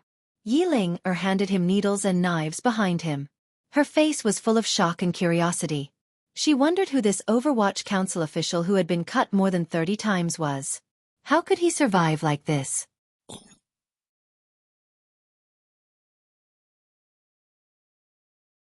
Chapter 6:10. For some reason, from the first time 13th Wang appeared on that snowy night, he had trusted Fan Xian greatly. Otherwise, he would not be sleeping like a baby in the room right now. Fan Xian stared in a daze at the unconscious young man on the bed and scratched his head. He couldn't find a suitable word to describe his current emotions.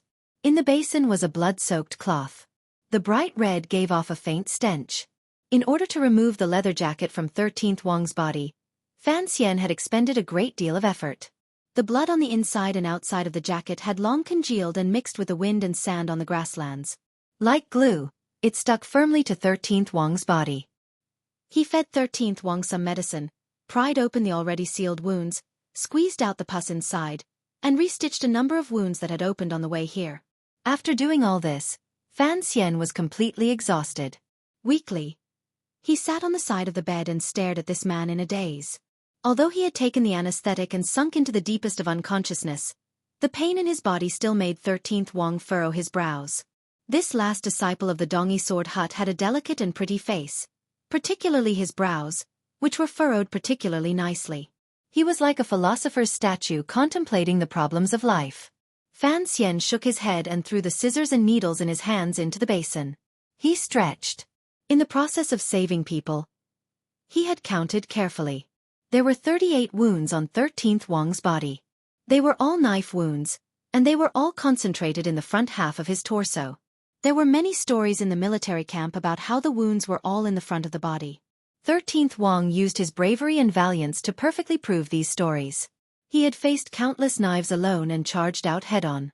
Fan Xian stared at him in a daze. Although he hadn't personally seen 13th Wang assassinate the left virtuous prince or the scene of killing when he charged out of the continuous Hu camp, each of these wretched knife wounds seemed to tell of what had happened a dozen days ago on the grasslands. When was the last time he had a comrade covered in wounds? It should have been in Shangjing in northern Qi. When he ripped open the young master's white robe, Fan Xian looked at 13th Wang on the bed and couldn't help but have the illusion that he and Yen Bingyun were the same person. However, 13th Wang's injuries were more serious than Yen Bingyun's. Furthermore, Fan Xian knew that the relationship between these two people and him was very different. Yen Bingyun was his subordinate and his arm, but he was also a loyal official of the Qing kingdom. 13th Wang had relied on him 2 years ago because of the interests of Dongi. He narrowed his eyes and looked at the unconscious 13th Wang. He did not understand. Was something like a promise really so important to some people in this world? Even more important than his own life? Fan Xian furrowed his brows. The unconscious 13th Wang also furrowed his brows. Both of them were good-looking. However, 13th Wang was less stern than Fan Xian and more amiable. In his coma, there was a natural childishness. Both of them furrowed their brows at the same time. It was a wonderful sight. The sound of water being poured came from outside the room. Yi Ling filled a basin of hot water and walked back into the room. She wet a towel and then sat down on the side of the bed. Carefully, she helped 13th Wang wipe away the blood on his body. However, there were too many wounds on his body. She couldn't find a place to start for a long time. 38 cuts. Yi Ling bit her lower lip. It was as if she was feeling pain for this unknown Overwatch Council official. I don't know what you had him do in the grasslands for him to come back alive with such serious injuries. Earlier when she was helping Fan Xian, Yi Ling was truly stunned. She was shocked by Fan Xian's superb medical skills. She was also shocked by the injuries of the person on the bed. Startled by Yi Ling's words, Fan Xian shook himself out of his thoughts. Pulling up the corners of his lips, he smiled helplessly. He is not an official of the Overwatch Council. Yi Ling glanced at him and didn't say anything. In reality, she had already guessed that the identity of the person lying on the bed was certainly not ordinary. Otherwise, Fan Xian would not have temporarily sealed off news of this person and had to trouble such a noble Wang Fei to personally help him. Fan Xian snatched the wet towel from her hand and wiped the sweat from his forehead. He is 13th Wang, a person from Dongi. He is 13th Wang. Yi Ling's eyes immediately lit up. She sighed and said, "No wonder he is so brave." Fan Xian asked, "You've heard of him?" Yi Ling nodded and said, "Don't have the extravagant hope of being able to hide news of him. In less than 2 days, the emperor will know that he has interfered on the grasslands. You should think carefully about how to explain it." Fan Xian smiled bitterly. He wasn't afraid of explaining to the emperor. In the end, which side Dongi would fall to, it was still Sigu Gentian's words before his death. If he and 13th Wang improved their relationship, presumably the emperor would not be too angry. He was just curious as to why Yi Ling appeared to be so familiar with 13th Wang. Although not many people know that he was once your subordinate for more than half a year, many people in the military know that the Overwatch Council once had a powerful figure. Yi Ling seemed to have thought of something. Her expression dimmed. That year, there was a rebellion at Dong Mountain. The emperor was surrounded and trapped at the top of the mountain. Shang Shanhu led the Northern Expedition Army soldiers to attack the mountain and force the Imperial Army to retreat step by step. If it weren't for 13th Wang bravely holding the pass, the mountain would probably have been broken through long ago. I heard that he later blocked a blow from Granduncle. Yilinger shrugged. That day, this person left a deep impression on the Imperial Army. Everyone admired him greatly. After talking about him a lot these 2 years, he became famous. Yilinger's granduncle was the great Grandmaster Yilu Yun, who had disappeared without a trace after the Dong Mountain incident. Hearing these words, Fan Xian paused. He turned his head to glance at the unconscious 13th Wang and slowly said, given his brave and ferocious nature, if he was in the military, he would probably become a rarely seen fierce general. He didn't know that 2 years ago, the famous general of Northern Qi, Shang Shanhu, had such an evaluation of 13th Wang at the mountain gate. After a few days, 13th Wang woke up. No one knew what kind of power this young disciple of the Sword Hut had in his body for his injuries to heal quickly. On the day he woke up, Fan Xian suppressed the joy in his heart and asked straightforwardly, "You are the future of Dongyi. What exactly are you planning by working so hard for me?" 13th Wang had left Dongyi and returned to Fan Xian's side because of the promise in the snowy night, but it was not just because of this promise. He was silent for a moment. On his pale face, his brows, which were as thick as swords, appeared particularly frightening. After a long time he slowly said, "Teacher can't hold on much longer." Fan Xian was silent. Sigu Jian's death was something everyone had expected. In everyone's hearts, this great grandmaster of Dongyi should have died 2 years ago. In the end, no one had thought that the most powerful idiot in the world would be able to drag on for 2 years until everyone was exhausted and embarrassed. It was to the point that everyone seemed to be hoping for his death. However, coming from 13th Wang's mouth, these words represented another meaning. Fan Xian knew that Sigu Jian did not have much time left. Dongyi had to immediately decide what path it was going to take in the future. 13th Wang entering Shiliang Road this time and performing such a great service for Fan Xian was also Sigu Jian's arrangement. Your teacher is a big idiot. I think it is very likely that you will inherit his legacy and become the second biggest idiot in the world. Fan Xian looked at 13th Wang's haggard face and coldly said, "You and Haitang are both orphans. Why throw away your head and spill your hot blood to protect such meaningless words?" 13th Wang smiled with some difficulty. He knew that while Fan Xian's words appeared mocking, they actually hid a glimmer of concern. He looked at Fan Xian and slowly said, "If it is not to protect something, then why are you here?" Fan Xian had nothing to say in response. 13th Wang finally said, "Teacher wants to see you one last time before he dies." Fan Xian's heart jumped slightly. He immediately calmed down. Furrowing his brows in thought for a moment, he then shook his head and said, "The Emperor will not let me accept the Dongyi matter." 13th Wang knew why he shook his head. Presently, Fan Xian was in charge of the Shiliang Road matter. If, in the future, even Dongyi was taken into the arms of the Qing kingdom through his hands, it would make things difficult for the Qing emperor. In order to prevent an imbalance between ruler and officials, the Qing emperor would probably not let Fan Xian handle the Dongyi matter. "Don't think of things too rosy." 13th Wang coughed. His newly healed wound almost burst open again. The Sword Hut will open next spring. Teacher's intention is only to invite guests from various places to meet. Based on what 13th Wang said, Sigu Jian probably didn't have many days left to live. The opening of the Sword Hut in the spring of the 10th year of the Qing calendar was perhaps the last time this sword saint would show his brilliance in the world. Fan Xian furrowed his brows and said, "Guests from various places?" "Yes," 13th Wang replied, "including guests from Northern Qi." Fan Xian smiled. He knew what Sigu Jian was thinking. After the great grandmaster passed, Dongyi would not be able to protect itself. It had to find a good tree to rest on. Asking him and the nobles from Northern Qi to attend the ceremony was to see which of the 2 powers in the world offered a higher price and who had the most sincerity. Dongyi had long shown Fan Xian its sincerity. This sincerity was the sincerity 13th Wang's words had delivered on that snowy night 3 years ago. It was sincerity written in 13th Wang's blood. "If your teacher asks too much, I won't be able to help much," Fan Xian said seriously to 13th Wang. "Very seriously," Fan Xian said to 13th Wang. "You know I am speaking from the bottom of my heart. Never mind. Rest well." After saying this, He realized that 13th Wang did not notice. Instead, his gaze had passed through the window and was cast toward a certain place in the courtyard. Fan Xian followed his gaze and saw Yiling in light yellow clothing. Yiling was sitting in the dusk. With a calm expression, she gazed at the lonely autumn trees outside the courtyard. She appeared particularly lonely. 13th Wang's gaze was very soft and lonely.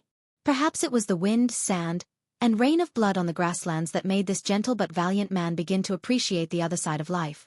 Quietly he said, "This girl is very lonely." "She is Yiling my disciple," Fan Xian said bitterly. "Her loneliness is a mistake made by me and all of her family." "Oh right, during the days you were unconscious, it was she who looked after you." 13th Wang didn't turn his head. He only looked calmly at Yiling's silhouette in the distance. It was as if he was admiring a beautiful scene. Fan Xian suddenly remembered the first time he had met 13th Wang on that snowy night. He had used the name Tai Xiang and said he was going to Baoyue brothel to see all the beauties in the Qing kingdom. Involuntarily, a glimmer of a smile rose to the corners of his lips. He thought of some phrases and people. "You looked calmly out the window, and I looked at you silently. The curtain held both of us, savoring the gentle loneliness." Fan Xian slowly rubbed the string of beads on his wrist. It was as if he had returned to the grasslands with Hai Tang gently leaning against his arm. It was impossible for Hai Tang to suddenly appear by his side. This reality made Fan Xian feel disappointed. Although he and Yan Bingyun had used 4 months and relied on the Shadow and 13th Wang's extraordinary strength to perfectly complete the Overwatch Council's plan, when he thought of Hai Tang still on the grasslands and the possibility that she would forever remain in the autumn grass and blue sea, Fan Xian felt anger for no reason. This anger was mostly directed at Ku He's arrangements before his death and his hatred for the little emperor of Northern Qi. Of course, the present Northern Qi emperor was no longer small. Although the connection between the palace treasury and the north had been greatly weakened because of the Qing emperor's powerful intimidation, the Northern Qi emperor had quickly consolidated the court and fully demonstrated his ability to govern. Under the Qing kingdom's overbearing aura, he did not show any signs of defeat. On the contrary, he began to stretch out his hands and legs, intending to counterattack. For example, in Shiliang Road, Fan Xian had spent a great deal of money to move Deng Ziyu back from Northern Qi's Shangjing to target Northern Qi's infiltration of Shiliang Road. Following the deaths of the Northern Qi people in the court, the Overwatch Council's purge operation in Dingzhou and Qingzhou began with a bang. Because the Overwatch Council had prepared for a long time and the person in charge of this matter was Deng Ziyu, who knew the way the Northern Qi Brocade Guard did things, it proceeded particularly smoothly. With the full cooperation of the General's Manor and the Governor's Manor of Shiliang Road, the Overwatch Council only used 10 days to capture over 40 Northern Qi spies in Dingzhou and Qingzhou. The number of Northern Qi spies who had died to the hands of the 6th Bureau of the Overwatch Council had already surpassed 100. In order to destroy Northern Qi's infiltration of Shiliang, Fan Xian had spent a great deal of money and exposed a few officials who had developed in the Northern Qi court for many years to obtain the name list. He knew that although the Hu people on the grasslands appeared to be able to resist at the moment, if they were allowed to continue developing, they would become a great threat to the Qing kingdom. Thus, he did not care about anything. He had to kill the signs of the Hu people's prosperity before the spring dew fell. He also knew that each time the Overwatch Council captured a Northern Qi spy in Shiliang Road and killed a spy, the distance between him and Hai Tang would increase. Furthermore, there were still a few Tianyi Dao disciples lying in ambush in Shiliang Road. The death of the left virtuous prince of Shi who brought too many unstable factors to the grasslands. The hardliners, led by the foremost ace of the king's tent, Hu Gu, demanded that the chief of the court give an explanation for this matter. Without being conferred a title by the court, the left virtuous prince's tribe had elected the left virtuous prince's youngest son as the new left virtuous prince. At the same time, they raised the knife of revenge against the various powers on the grasslands. The biggest suspects for the left virtuous prince's death were, of course, the chief of the court and the right virtuous prince. Although the court had once said that the Qing kingdom's Overwatch Council had secretly done this, not many people believed it. Furthermore, Hu Gu was still picking fights internally. In order to stabilize the situation on the grasslands, Chief Su Bida was forced to acknowledge the new left virtuous prince's position. He sent envoys to pacify them and guarantee that they would give the left virtuous prince's subordinates a satisfactory explanation. What was a satisfactory explanation? It was the head of the murderer and the massacre of the murderer's tribe. The problem was that the murderer had long escaped. No one knew which tribe he was from. Thus, the grasslands were in turmoil. At any moment, there was the possibility of a big battle breaking out. Additionally, the court had, in a short half a month, suddenly lost all of their spies in Shiliang Road and became blind. For a moment, they were unable to respond. There were many troubles on the grasslands. However, these troubles needed Chief Su Bida and Haitang to resolve. As for Fan Xian, who had created these troubles, he was not unhappy at all. He just watched everything that happened on the grasslands with cold eyes from Qingzhou. According to his agreement with Hu Gu would completely lean toward the chief of the court next spring. After all, given Hu Ji's current strength, even if he had the full support of the left virtuous prince's subordinates, he would not be able to overthrow the position of the chief of the court. Since it was so, it was better to change sides. Presumably, Chief Su Bida would happily welcome the arrival of the power that Hu Gu belonged to. With the chief support, in addition to the Qing Kingdom's secret support, presumably, it wouldn't be long before Hu Ji's tribe would develop and grow. At that time, Chief Su Bida would truly have a headache. The grasslands would welcome a truly difficult time. Concerning this matter, Fan Xian had only made the beginning. He dug 2 shovels and threw down a seed. He then waited for the seed to germinate, grow, and take over the place where the grass grew. It had to be admitted that his 2 shovels, particularly the one 13th Wang had swung down, had truly taken the lives of the Hu people. Fan Xian stayed in Qingzhou not just to watch the show on the grasslands. He also wanted to watch the show playing out in Qingzhou. However, before he could finish watching the show in Qingzhou, he received a secret report from Jingdou. This secret report from Baoyue brothel regarding the great prince made him angry. Faintly, he sighed. The affairs of the world are difficult to predict. The affairs of the world are difficult to predict. The title of the chapter was a song by Do Wei. As for the monthly votes, I have already closed in to within 200 votes. It has been hard on everyone. It has been hard on me. Let's work hard together. Please continue to give me monthly votes.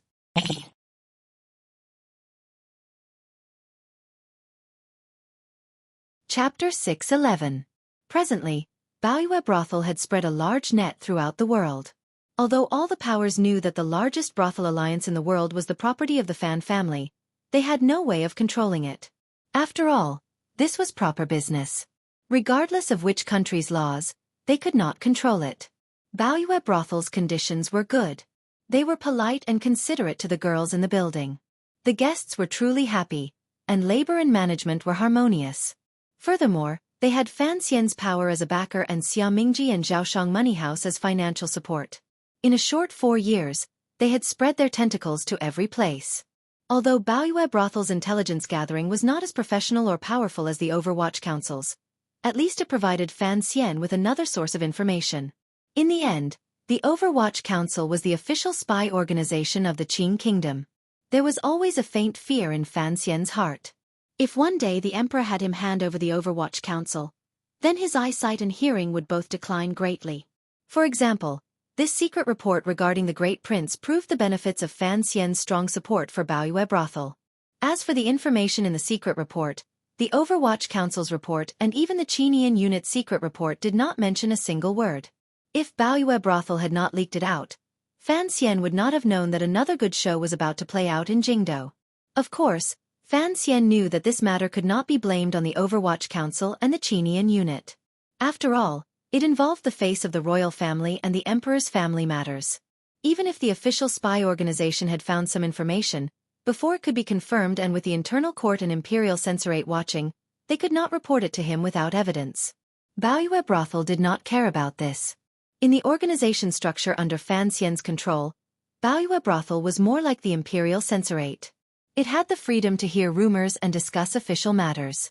The secret report mentioned the Great Prince taking on a secondary fey. It was just a rumor that occasionally spread through Jingdou.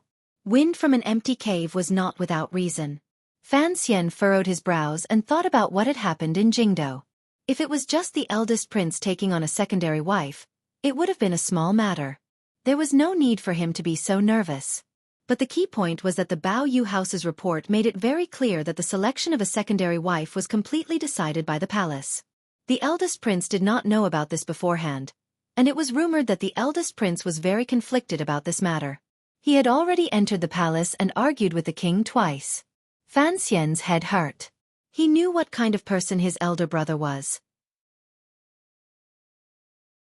Although the great prince understood the big picture, when it came to family matters involving the root of the family, he was very stubborn. Additionally, his relationship with the great Wang Fei was harmonious. How could he agree to another marriage in the palace?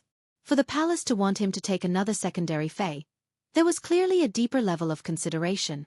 Regarding this, Fan Xian knew very well. Ever since the Jingdo rebellion had truly been quelled and the emperor had once again found his love for his eldest son, the first thing he did was not move the great prince to the border army as a commander with real power. Instead, he secretly prepared for the great prince to take on a secondary Fei. Thus, the matter of taking on a secondary Fei had actually been carried out in secret for a long time. However, it had been forcefully resisted by the great prince and had not truly surfaced. The great Wang Fei was the great princess of northern Qi. The honeymoon period between the Qing kingdom and northern Qi had already ended. For the sake of future battles, the emperor would not allow his eldest son to be controlled by a northern Qi woman. In the final northern expedition, the great prince was clearly the best choice for the vanguard commander. The emperor's intentions were clear. He would first have him take on a secondary Fei. Then, he would find an opportunity and an excuse to depose the great Wang Fei. The meaning was clear. It was a pity that the Qing emperor's sons were disobedient. The great prince had never been such an obedient person, which was why he had been able to resist for 2 years. However, from the news from the Bao Yu house, it seemed that the palace was preparing to bring this matter to light and directly make the decision. Fan Xian hugged his knees with a headache. He was very angry. He had a strong opinion of the great prince. He thought to himself, since the emperor is forcing him so fiercely, what are you afraid of if you agree for now? Delay it as long as you can. Do you really have to wait for the emperor to give an edict and then have you go to the palace and play a game of refusing to submit? How could a member of the royal family have the right to be a saint of love? However, the great prince and the great Wang Fei, this married couple, had a sense of a long-lasting relationship. It made Fan Xian feel great admiration and sigh at his own inferiority. Other than admiration, what made Fan Xian's head hurt was that the intelligence report from Bao Yu House was vague but secretly revealed a piece of information. After the emperor and Lady Ning discussed it, they temporarily suppressed their anger and prepared to have Fan Xian return to the capital to persuade the great prince to take on a secondary Fei. It had to be said that after the Jingdo rebellion and the deaths of the crown prince and second prince, the Qing emperor's attitude toward his remaining 3 sons was much warmer than before. If it had been in the past, the great prince would probably have long been imprisoned in his manor if he dared to forcefully resist an edict. It was not like now, where he could resist his temper and let Fan Xian go persuade him. The emperor's secret edict would probably take some time before it reached Fan Xian's ears. Bao Yue House received the news much faster. Fan Xian held his head and thought, what exactly is going on? When the great princess of northern Qi had traveled thousands of li south to marry the great prince, he had been the one to officiate the wedding. Was he going to be the one to break off the marriage after 4 years? Just as he had sighed earlier, the affairs of the world were truly hard to predict. It was morning. The sunlight from the east shone through the lonely autumn trees in the Qingzhou military yamen and cut into a few large patches of light, illuminating the paper windows in the room. A serving girl carried a plate and passed by the window, casting a shadow on the window. The shadow stood quietly by Fan Xian's side and looked at his worried face without saying a word. The best assassin in the world was used to standing quietly behind Chen Pingping or Fan Xian, blending into the shadows of the building or scenery. He was used to seeing the constant worry of the last masters of the Overwatch Council, but he was still not used to talking to them and giving them advice. His mission was to kill people and did not include these pitiful things that used his brain. After returning from the grasslands, the shadow took off his herdsman's clothes and returned to Fan Xian's side. Just like in the past few years, he was very quiet. However, Fan Xian occasionally noticed that the best assassin in the world would occasionally glance at 13th Wang, who was resting in the courtyard. His gaze was complicated and strange. I cannot return to the capital right now. Fan Xian knew that the shadow was not Yan Bingyun, Deng Ziyu, or the chatterbox Wang Qinian. Waiting for him to speak was an impossible matter. He rubbed the space between his brows and said, "First, the Shiliang Road matter has not ended. Second, since there is no news from the capital, it is not appropriate for me to rush back like this.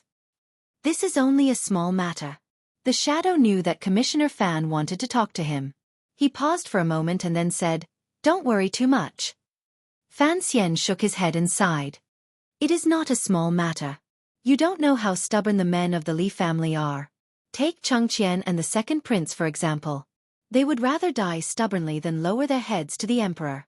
Although the great prince's personality is much more open-minded, in his bones, he has the taste of Dongyi people's desire for freedom.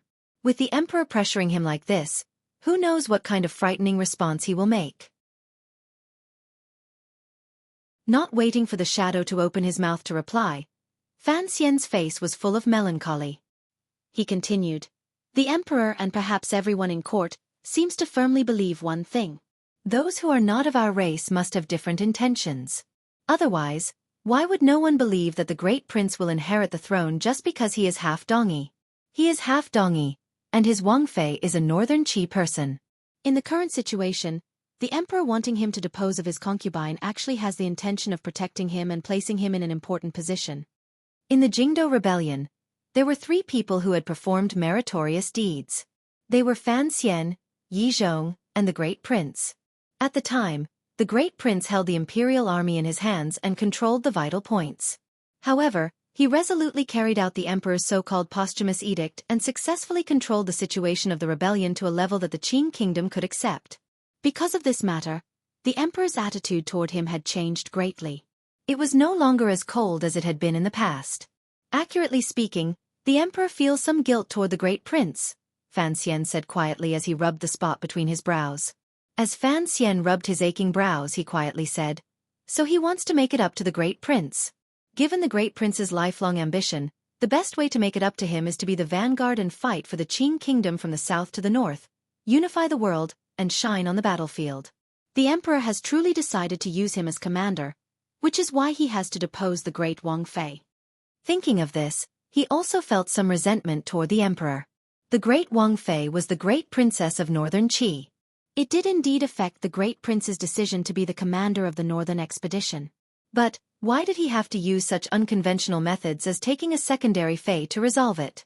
This was not the demeanor a ruler of a country should have. It was more like an old man who was angry with his son. Suddenly, his heart jumped. Did the emperor still not learn from his past experiences and still maintain a powerful suspicion? Is he using all kinds of methods to eliminate these suspicions in the bud? Fan Xian's heart gradually grew cold. He realized that he had made a mistake these years. He had still underestimated the emperor's powerful desire for power and the emperor's natural paranoia and coldness. It was difficult to be a son. It was even more difficult to be the son of the emperor. It was even more difficult to be the son of the Qing emperor. Fan Xian let out a shaky breath. He knew that after he returned to the capital, he would probably be stuck between the emperor and the great prince. It was better not to think about this problem for now. But he was a little curious. He didn't know whose daughter the emperor had appointed to the great prince's side concubine was, and which noble or minister was so unafraid of death that they dared to send their daughter into the mouths of the tigress great Wang Fei, the great prince, the male tigress, and the old tigress concubine Ning.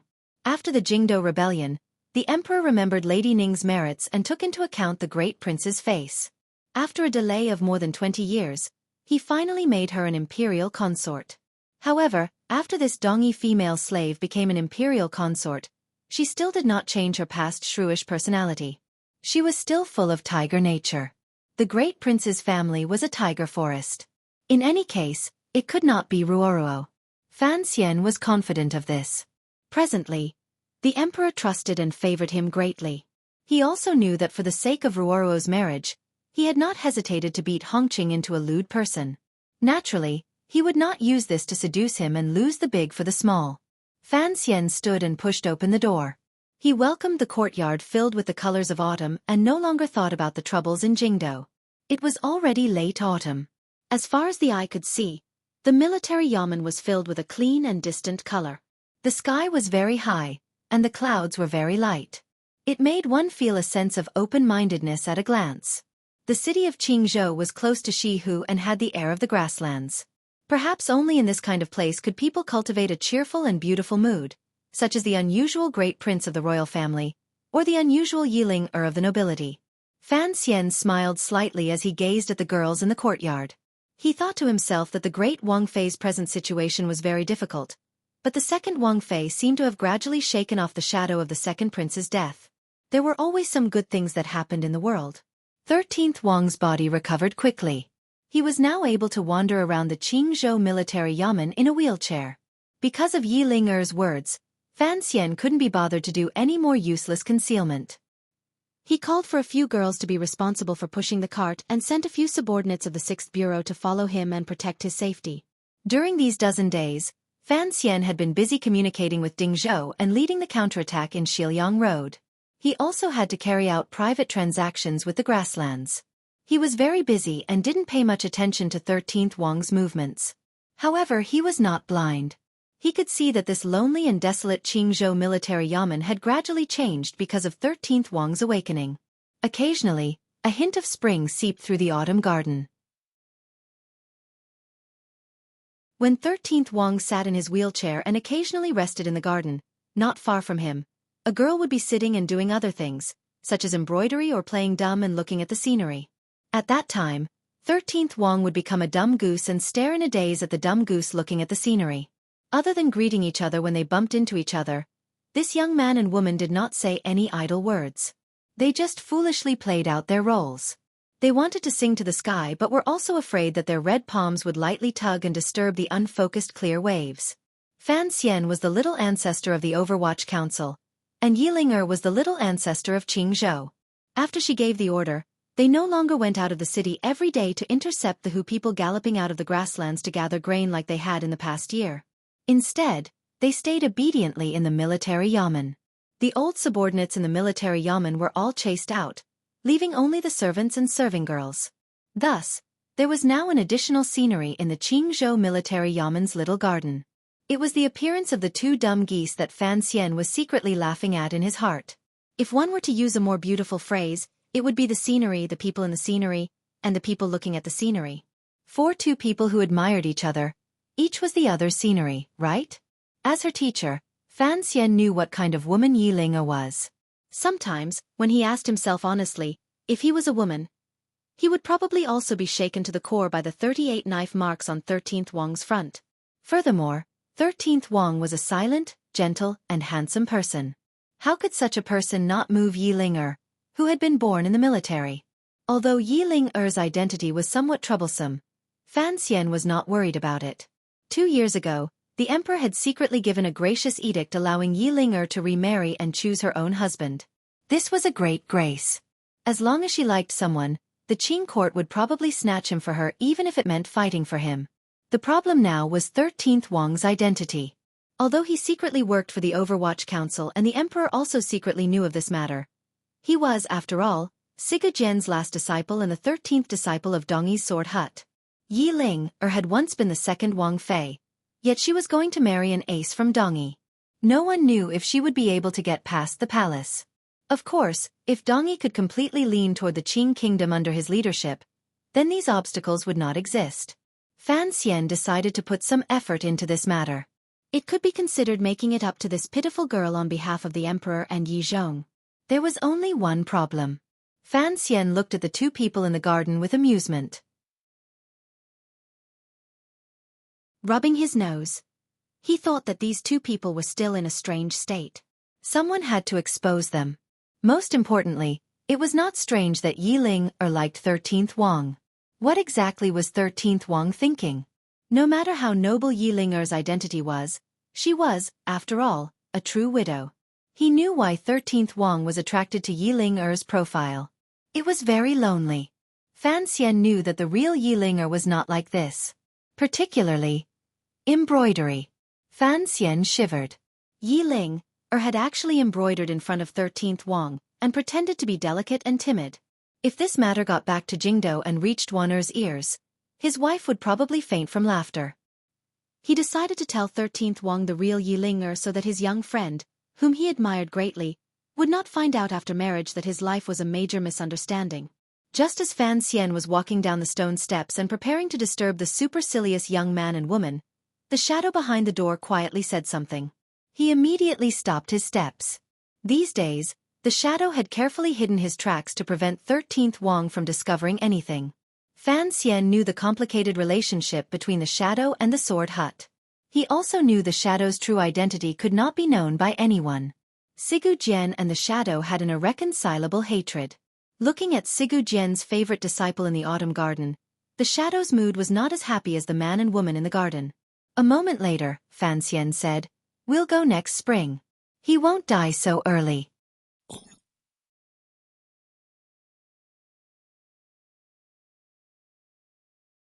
Chapter 6:12. As for Sigu Jian's life and death, the shadow was more concerned than anyone else. He did not want Sigu Jian to die to someone else's hands, even if it was the merciless hands of heaven. Many years ago, Dongyi had suddenly fallen into chaos. Sigu Jian had gone mad with his sword and slaughtered all the elders and relatives of his clan. Only the 16-year-old shadow had escaped. From the age of 16, the shadow's life had continued with the thought of revenge against his elder brother. He gradually sank in powerful fear and anger and became the shadow behind the two leaders of the Overwatch Council. The reason Sigu Jian was called an idiot was probably because his methods when he slaughtered his own clan were too bloody and crazy. As for how the shadow escaped Dongyi, met Chen Pingping, and was accepted into the Overwatch Council by Chen Pingping, became loyal, and fought to the death, that was perhaps another long story. Fan Xian was not very clear on this point and didn't want to ask too closely. Everyone beside him had their own stories and their own secrets, such as Jinggu, the Yen family, and the shadow. However, he knew the identity the shadow hid in the deepest part and the blood feud between him and Sigu Jian. Just like how he treated the other people beside him, Fan Xian and them helped each other and supported each other as they walked through these difficult times. Fan Xian didn't turn his head. In a quiet voice he said, "I know you've always wanted to ask him something. Don't worry, you will definitely be able to ask." The shadow was silent for a moment and then disappeared behind Fan Xian. He did not let 13th Wang and Yilinger in the garden detect a trace. Fan Xian was silent for a moment and then walked toward the garden. In a moment, he had arrived between the silent man and woman. 13th Wang raised his head and glanced at him, feeling slightly surprised. The Qing court was currently in Shiliang Road fighting the Hu people of the grasslands and northern Qi's reinforcements. For a dozen consecutive days, Fan Xian had been extremely busy because of this matter. Why did he have the leisure to come out to the garden now? Yilinger had her head bowed as she worked on her taut embroidery frame. She had long since sensed Fan Xian's arrival, and immediately jumped out of the quiet, peaceful, and happy atmosphere she had been in. Her heart was filled with hidden bitterness, and the already slow speed of her needles became even slower. It didn't seem like she was embroidering, but more like she was using the tip of a thin needle to tickle the taut fabric. Fan Xian stood between the two of them. Since they did not speak, he could not find any reason to speak. With his hands behind his back, he put on an expression as if he knew everything. Gazing at the lonely autumn trees outside the garden, he pretended to be elegant. Seeing him act so pretentiously, 13th Wang didn't know if Fan Xian had seen through the thoughts he had never expressed. His gaze became slightly chaotic. Yilinger glanced at him, lowered her head, and gently bit her lower lip. The time had come.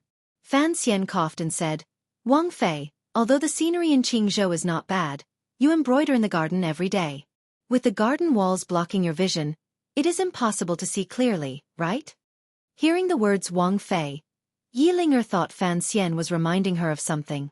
Her face immediately paled and she didn't reply. 13th Wang was silent. Like Yilinger, he had also misunderstood Fan Xian's meaning. He thought to himself that although he had not spoken much with the young lady of the Yi family, he knew she was a woman with a refreshing personality. There was indeed a chord in his heart that had been tugged at by the wind in Qingzhou. However, she was, after all, the Qing Wang Fei. The difference in status was too great. Fan Xian sighed and turned his head to 13th Wang. 13th, although you are heavily injured and need someone to take care of you. After all, men and women have to be careful, particularly since the young lady of the Yi family is the Qing kingdom's Wang Fei. There is no one else in the garden watching. You two just sit facing each other like this. You have to think about how I will explain this to the palace when I return to the capital. These words made things clear. 13th Wang had been sighing earlier, but under the gentleness of his personality, there was an incomparable stubbornness. Raising his brows, he looked at Fan Xian and said, "I'll leave the manor immediately." Yilinger raised her head in shock and glared fiercely at Fan Xian. Fan Xian's heart jumped slightly. Shortly after, he smiled warmly and thought to himself that this was a 13th Wang worthy of his trust. Ignoring Yilinger's angry glare beside him, he flipped his palm and drew 3 circles in the air. He then grabbed at the embroidery cloth in front of Yilinger. It was gentle and windless, but it was also very fast. It was the little trick he had relied on to become famous. Yilinger's fingertips unconsciously tightened. The embroidery needle carried the sound of the wind as it pierced toward Fan Xian's wrist at a tricky angle. This was also a little trick. However, these tricks had been taught to her by Fan Xian, so how could she stop Fan Xian from stealing the cloth?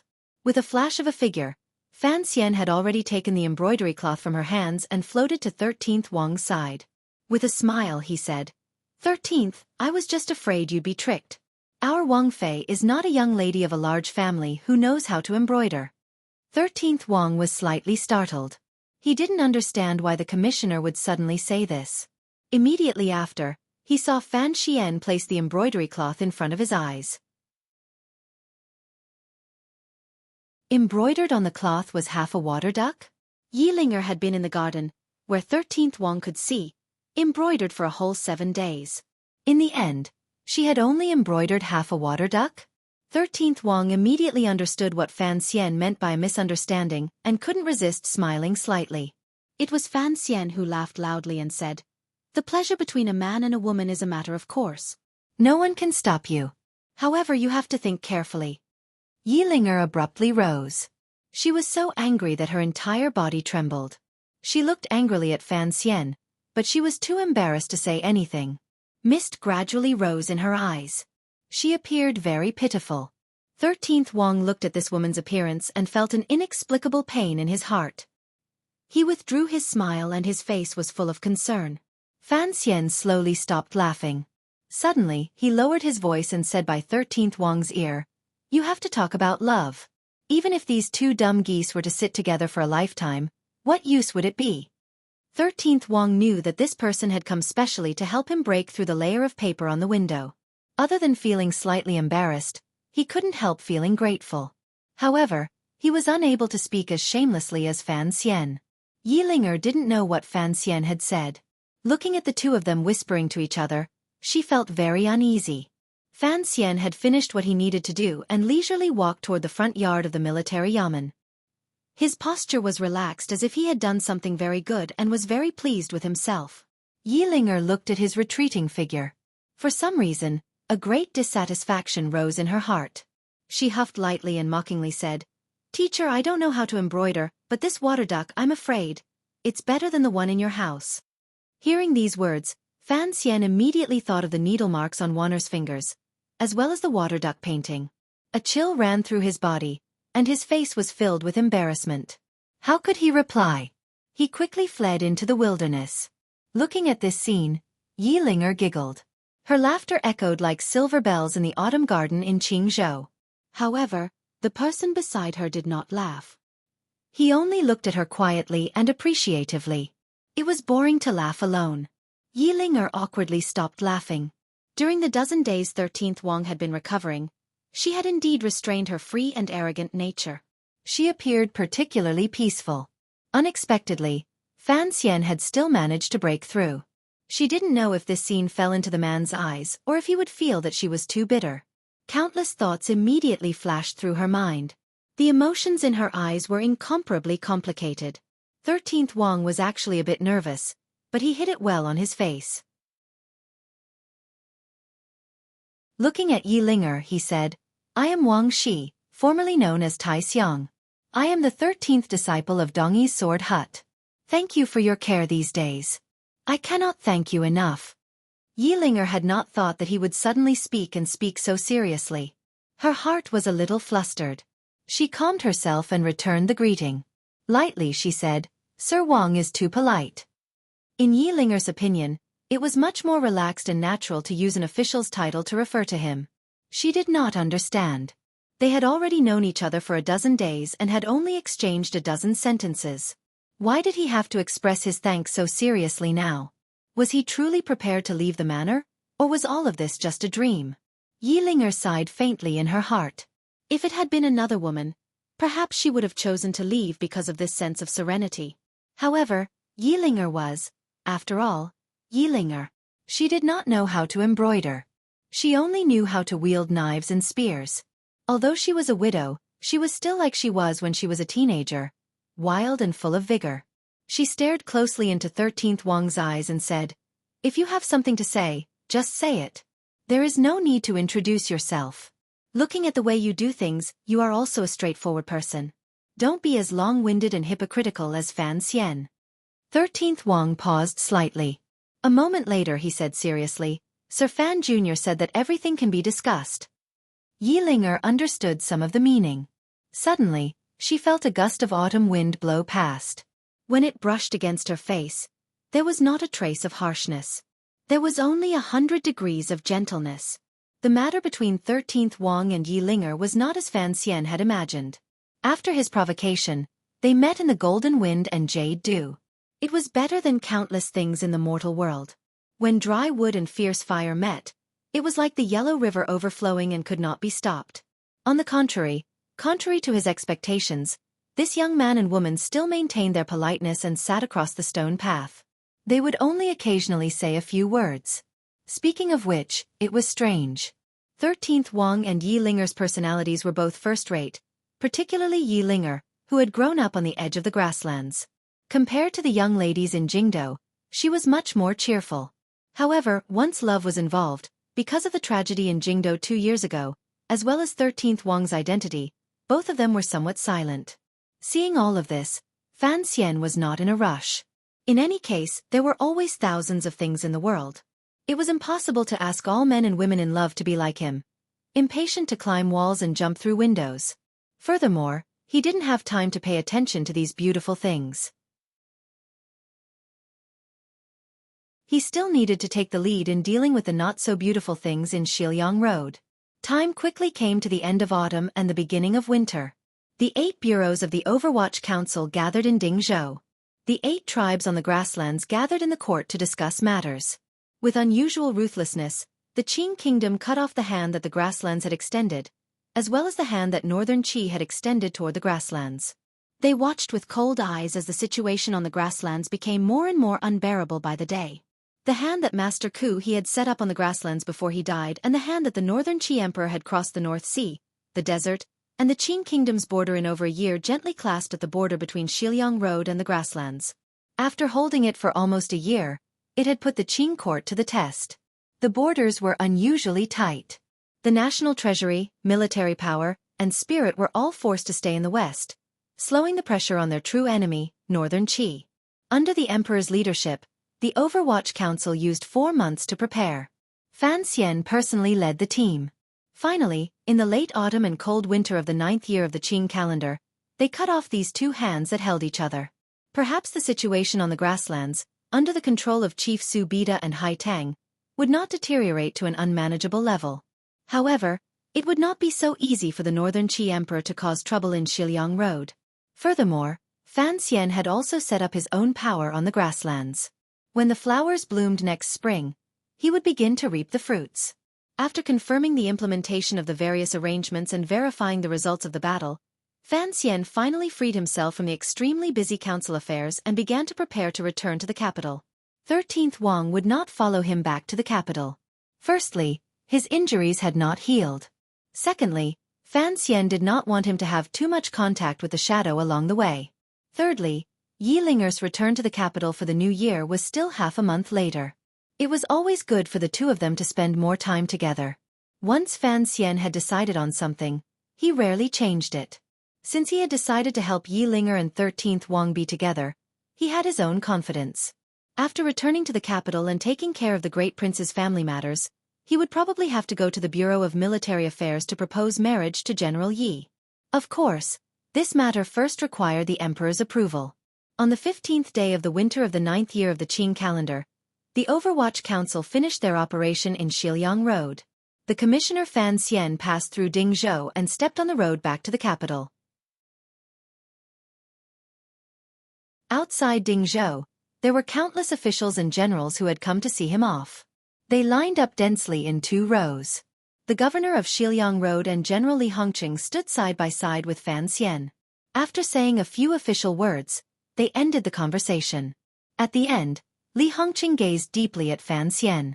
Fan Xian knew what he meant and did not reply. He only quietly said, "I'll wait for you in Jingdou." The group of carriages set off and drove onto the official road in front of Dingzhou. Fan Xian unconsciously turned his head back to look. He did not stop his gaze on the Dingzhou military and political officials. Instead, he raised his head and looked at the row of wooden frames on the Dingzhou city gates. An entire row of wooden frames was nailed to the top of the Dingzhou city gates. On each frame hung a corpse. In this operation, they had executed over 40 spies. After these spies died, they still could not find a place to rest. They were hung high above the city gates and allowed the autumn wind to blow and the autumn sun to shine. Some of the corpses that had been hung the earliest had almost completely rotted. Even the evil birds in the fields were unwilling to peck at them, revealing the white bones that could faintly be seen below. The clothes on the corpses were in tatters and carried the black bloodstains of torture. A long row of corpses swayed slowly in the wind above the city gate. It gave off a terrifying and bloody stench, and it welcomed all the people who came from the Chinese plains. This terrifying scene served as a warning to all the people in the world. Fan Xian narrowed his eyes and pulled his head back from the window. Hanging corpses had its own effect in psychological warfare.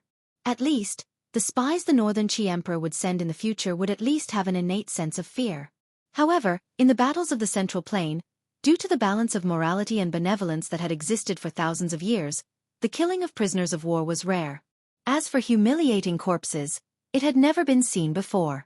Dingzhou was not the Central Plain. This was an important place in the battle between the Central Plain and Shihu. The two sides had fought for thousands of years and had done even crueler things. Fan Xian did not have much sympathy for the spies. What he had seen along the way from Dingzhou to Qingzhou had made him understand that once the war began, particularly the lingering hatred between nations, it could not be resolved by benevolence and morality. Just the dozens of corpses hanging above the city gates had caused the Qing kingdom to pay with the deaths of thousands of commoners. What made Fan Xian even colder was that these people were not Hu people. They were Northern Qi people of the same origin and ancestry as the people of the Qing kingdom. As for the hatred between the grasslands and the Central Plain, his generation did not have the ability to resolve it peacefully, so he would leave it to the more intelligent descendants. Fan Xian closed his eyes and rested. He thought to himself that he had severed the hand that held Northern Qi and the grasslands. At the very least, he had severely wounded them. He had probably also cut a wretched wound between him and Haitang. He didn't know if this wound would heal in the future. He didn't know what Haitang would do on the grasslands. This grassland, this grand city, that border, would he ever come again in this life? As he thought these gloomy thoughts, the imperial envoy's carriage had already arrived at the closest relay station outside Dingzhou. It was the place where Fan Xian had peeped at the erotic palace. Entering the relay station, Fan Xian teased the deputy he was familiar with. However, the deputy, who had been released from prison with great difficulty, did not dare to respond loudly. He obediently went to boil water. Fan Xian looked at Deng Ziyu beside him and said, "Ziyu, I'll need you to endure in Xiliang Road for another 2 years." All 8 bureaus of the Overwatch Council had sent important officials to Dingzhou to supervise the battle. Deng Ziyu had been summoned back from the distant Northern Qi by Fan Xian. Now that Fan Xian had left, the matters of Xiliang Road were all handed over to Deng Ziyu. The officials saw the imperial envoy out of the city and returned, but the officials of the Overwatch Council saw them all the way to the relay station. Deng Ziyu nodded and said, "I'll listen to your arrangements." Fan Xian thought for a moment and gave him some instructions. He then began to read the court bulletins from Jingdou. A moment later, his eyes narrowed slightly. As the second person in charge of the Qinian unit, Deng Ziyu had served Sir Fan Jr. for a long time. Seeing him narrow his eyes, he knew something troublesome had happened. Fan Xian smiled and said, "It was mentioned in the council bulletins. The court bulletins have finally confirmed that the commander of the imperial army in the palace has changed." Deng Ziyu's heart jumped. He thought to himself, the great prince has always been safe in leading the imperial army. Why would there suddenly be a change?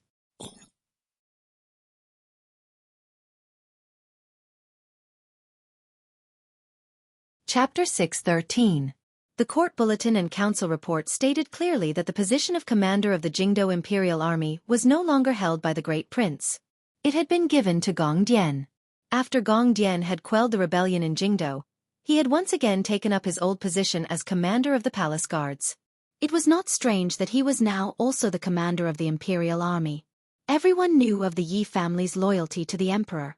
The royal palace was no longer the responsibility of the Great Prince's safety, so it could only be given to Gong Dian. The problem now was, after the Great Prince was no longer the commander of the Imperial Army, what position would the emperor place him in?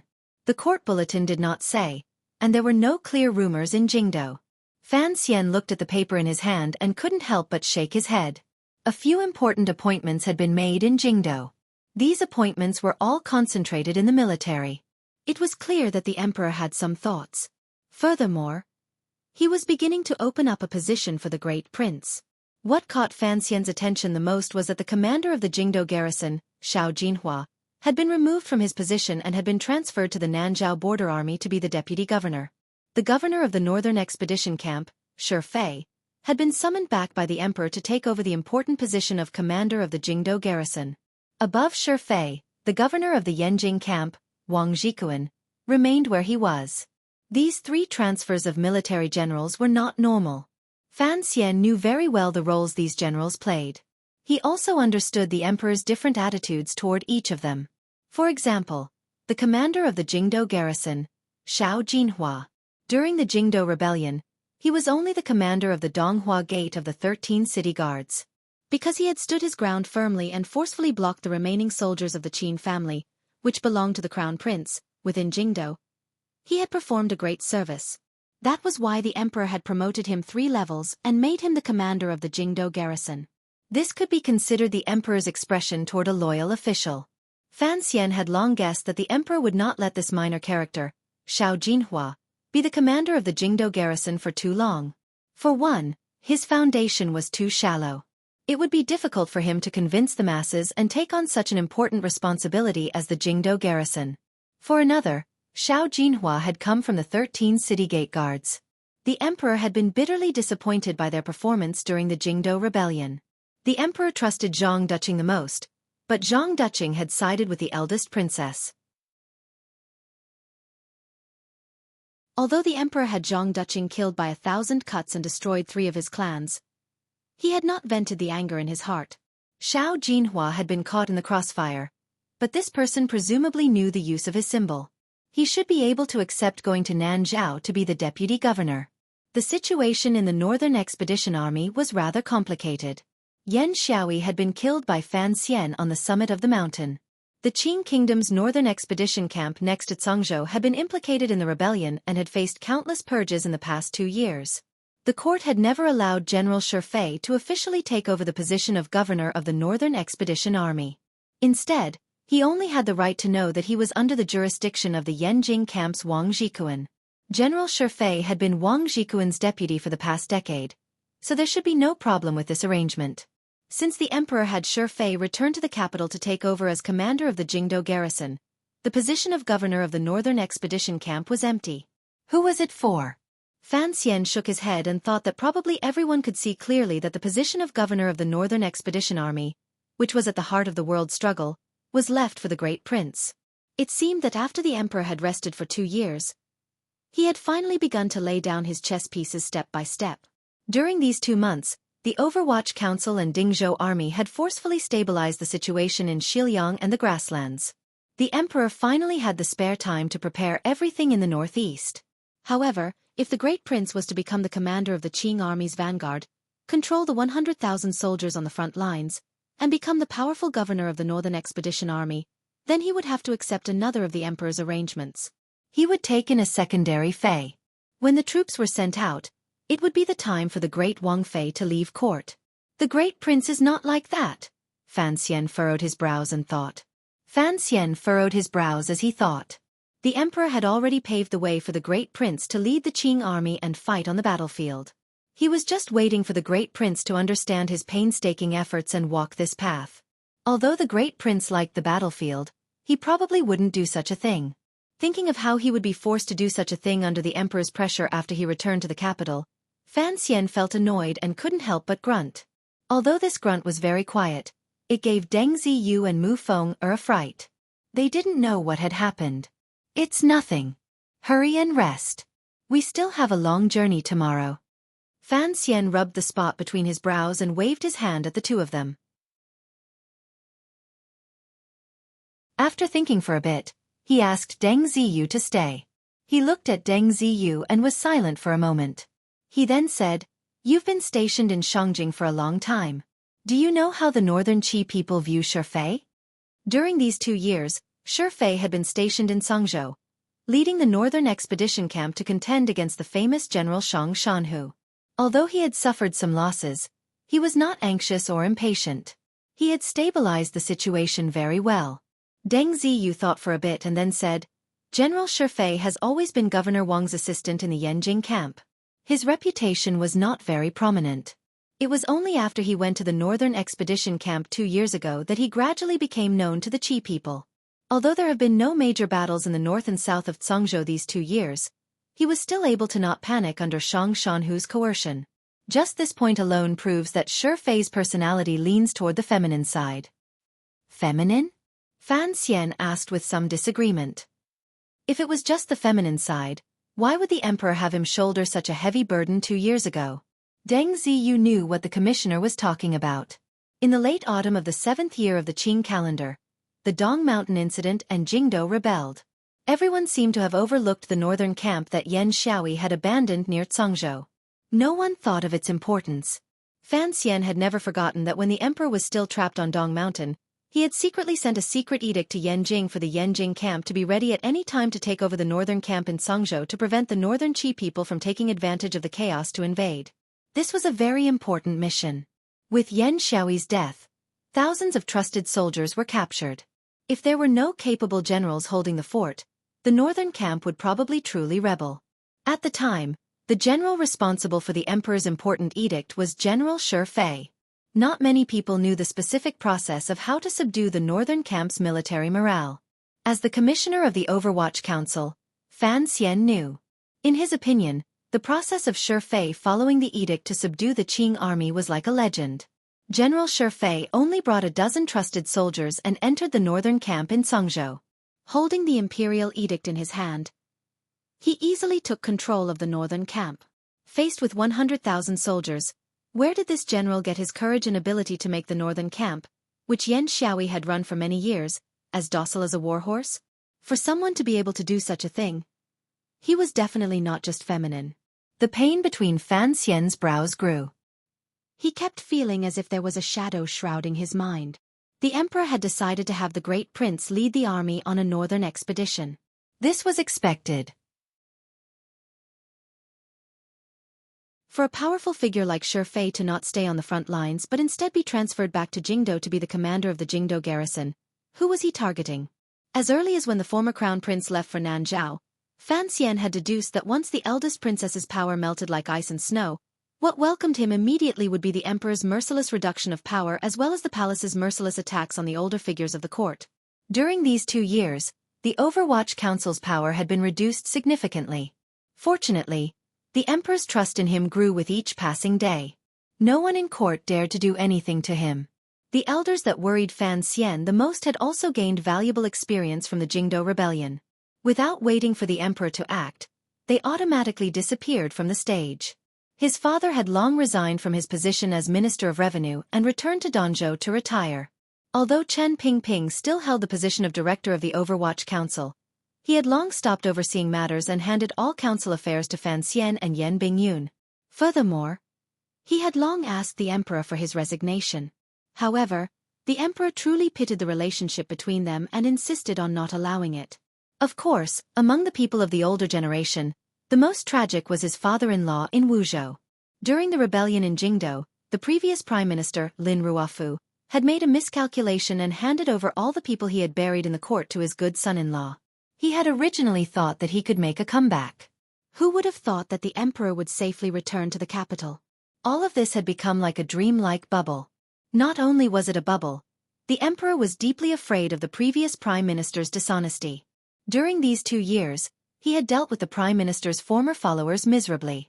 Although he didn't use any sinister methods, he had completely uprooted the last of the power Lin Ruofu had left in Jingdo.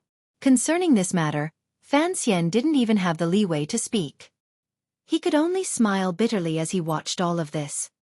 He watched as his father-in-law was terrified in Wuzhou and repeatedly secretly wrote to the emperor, begging for forgiveness. Fortunately, the emperor gave both Fan Xian and Lin Wan a face and did not continue to pursue the matter with Lin Ruofu. Thinking of it this way, the 3 old men the emperor intended to sweep clean had already consciously retreated to the back of the stage. The Qing court was like an iron bucket. Why had Xueqi been moved back to Jingdo? Such a powerful figure was not left in the battle to unify the world but had been moved back to the emperor's side. Who was he targeting? Was it him? Fan Xian's heart dimmed. He no longer thought about these questions. Raising his head, he quietly said to Deng Ziyu, "Don't worry about the matters in Jingdo." He paused and then said, "No matter what you hear or know, don't worry about it. You have to remember, you are an official of the Overwatch Council and the Emperor's official. I have placed you in Xiliang now for the sake of the lives of the hundreds of millions of people in Qing Kingdom. If you do this well, everything will be fine." Deng Ziyu was the second person to enter the Qinian unit. He had been personally captured by Wang Qinian. Other than Geezer Wang, he was Fan Xian's most trusted aide. These few years, he had been in Shangjing in northern Qi as the head of the 4th Bureau stationed in northern Qi. He knew that the commissioner was promoting him and felt endless gratitude. Hearing the commissioner's inauspicious words, he couldn't help but be startled and speechless. His eyes were filled with worry. The 3 successive heads of the 4th Bureau's Northern Qi spy network in the Overwatch Council were Yan Bingyun, Wang Qinian, and Deng Ziyu. They were all Fan Xian's most capable assistants. If they didn't get into an accident like Wang Qinian, they would all become the top officials of the Overwatch Council in the future. Fan Xian looked at Deng Ziyu calmly. "The Xiliang matter is very important. You have to handle it well. After you return to the capital, you will hold the position of head of the 4th Bureau. This way, it will be easier to get support from the other 7 bureaus. However, don't worry about the other areas for now. Let Yan Bingyun lead them. Do you understand?" "I understand." Deng Ziyu nodded. "Thank you for your grace. Don't let the Hu people take one step into my territory." Fan Xian stared into his eyes. "I have given up so many people and left you, whom I trust the most, in this desolate Xiliang road for at least 2 years. You know why. Don't disappoint me." Deng Ziyu's heart trembled. He knelt down on one knee and solemnly said, "I will not disappoint your hopes." Fan Xian nodded and didn't say anything more. It was Deng Ziyu's heart that was still filled with emotion. He had followed the commissioner for 5 years but had never seen him give instructions so seriously. What made him feel even more awed was that although Sir Fan Jr. was only a young man in his early 20s, when he gave instructions and did things, he was calm and steady like an old man who had floated in court for decades. He hesitated for a moment and then said, "Concerning Songji Xianling, the news that Songji Xianling was a Haitang would slowly spread out. At least for now, other than Fan Xian, only Deng Ziyu knew this secret." Hearing this request, Fan Xian fell silent and didn't reply for a long time. A dozen days later, the imperial envoy Fan Xian's group of carriages arrived outside Jingdo. 3 days ago, Fan Xian had given an order for all of the guards of honor and other eye-catching things to be removed. This trip to inspect Xiliang by imperial edict was just a formality. The secret plan was the most important. Additionally, there were some small troubles in Jingdo, so Fan Xian didn't want to be too ostentatious. Thus, the imperial envoy's guards of honor changed and became the carriages of the 4th Bureau of the Overwatch Council. There were no problems with the Overwatch Council's travel documents. The soldiers of the City Gate Department also didn't dare provoke them. The group of carriages did not wait for long outside the western city gate before heading inside. Fan Xian lifted a corner of the curtain and unconsciously looked out. He couldn't help but think of the first time he entered the capital and how he had caught a glimpse of Yi Ling, riding in on a horse. Yi Ling, should have already arrived in Dingzhou. 13th Wang would certainly report to the Fan Manor during the new year. However, he didn't know if she would follow. A comforting smile rose to Fan Xian's face. He thought of the spring that year. The girl wore a light-colored dress and a white deerskin hat. Her brows were like distant mountains, and her eyes were clear and bright. Suddenly, a grey shadow charged past the side of the group of carriages and dangerously brushed past the carriage Fan Xian was in. This shadow was very fast and almost startled the horses of the Overwatch Council carriages. The situation was very dangerous. The swordsman of the 6th Bureau of the Overwatch Council unconsciously gripped the handles of the metal drills and prepared to act at any moment. However, Fan Xian had already seen the grey shadow clearly and shook his head. It was just a little girl on a horse. There was no need to be so nervous. However, the girl on the horse charged very quickly and completely disregarded the safety of the commoners and farmers waiting outside the city gate. It made Fan Xian involuntarily furrow his brows. The girl on the horse had to be some noble young lady. Otherwise, she wouldn't be so arrogant. Fan Xian stuck his head out of the window and narrowed his eyes at the girl charging through the city gate. He looked at the group startled by her horse, as well as an old farmer who had fallen to the ground in fright. His mood became terrible. There were many reasons for his terrible mood, but one of the most important was that the noble young lady was riding a horse in a dress like Yi Ling. She also wore a white deerskin hat on her head, and it was also the same as Yi Ling Er's. Whose family is this young lady? Her conduct is so unbearable, Fan Xian asked Mu Feng beside the carriage. Mu Feng Er's family worked in the 1st Bureau of Jingdo and was familiar with the members of the noble families in Jingdo. Mu Feng looked at the disappearing horse in the distance and only shook his head to indicate that he didn't know. It was a member of the Qinian unit who had come out of the city to welcome them who said in a low voice, "It should be the young lady of the Wang family." The Wang family? Fan Xian's brows rose slightly. Other than the daughter of Yanjing Governor Wang Zhikuan's family, which other Wang family in Jingdo dared to be so arrogant? 2 years had passed since the Jingdo rebellion. The Yanjing camp had performed exceptionally well in quelling the rebellion. Not only had they helped the emperor clear the entire Dongshan road, but they had also taken control of Yan Shaoi's northern expedition camp. Presently, Wang Zhikuan was far away in Yanjing, and Xueqi had been transferred back to Jingdo. This was the so-called Yanjing faction in the military. It was a time of great imperial favor. It is the young lady of Governor Wang's family. It is said that the governor is grateful for the imperial favor and misses his old home in Jingdo, so he had this young lady return to Jingdo. The present commander of the Jingdo garrison, Xueqi, was Governor Wang's subordinate in the past. This young lady calls him uncle. It is said that she liked the elegance of the young lady of Jingdo the most, so the member of the Qinian unit explained in a low voice. A good subordinate would always analyze the situation for the superior to prevent any unnecessary problems. She wants to learn from Yi Ling. The smile at the corner of Fan Xian's lips was slightly strange. The first time I saw Yi Ling outside the city gates, the people of Jingdo automatically made way for her. I have also never seen my disciple randomly wave a whip to chase people away. Looking at this scene, he gradually understood who the great prince's secondary fei was. His expression gradually darkened. Don't enter the palace first. Go around to Prince Hutching's manor.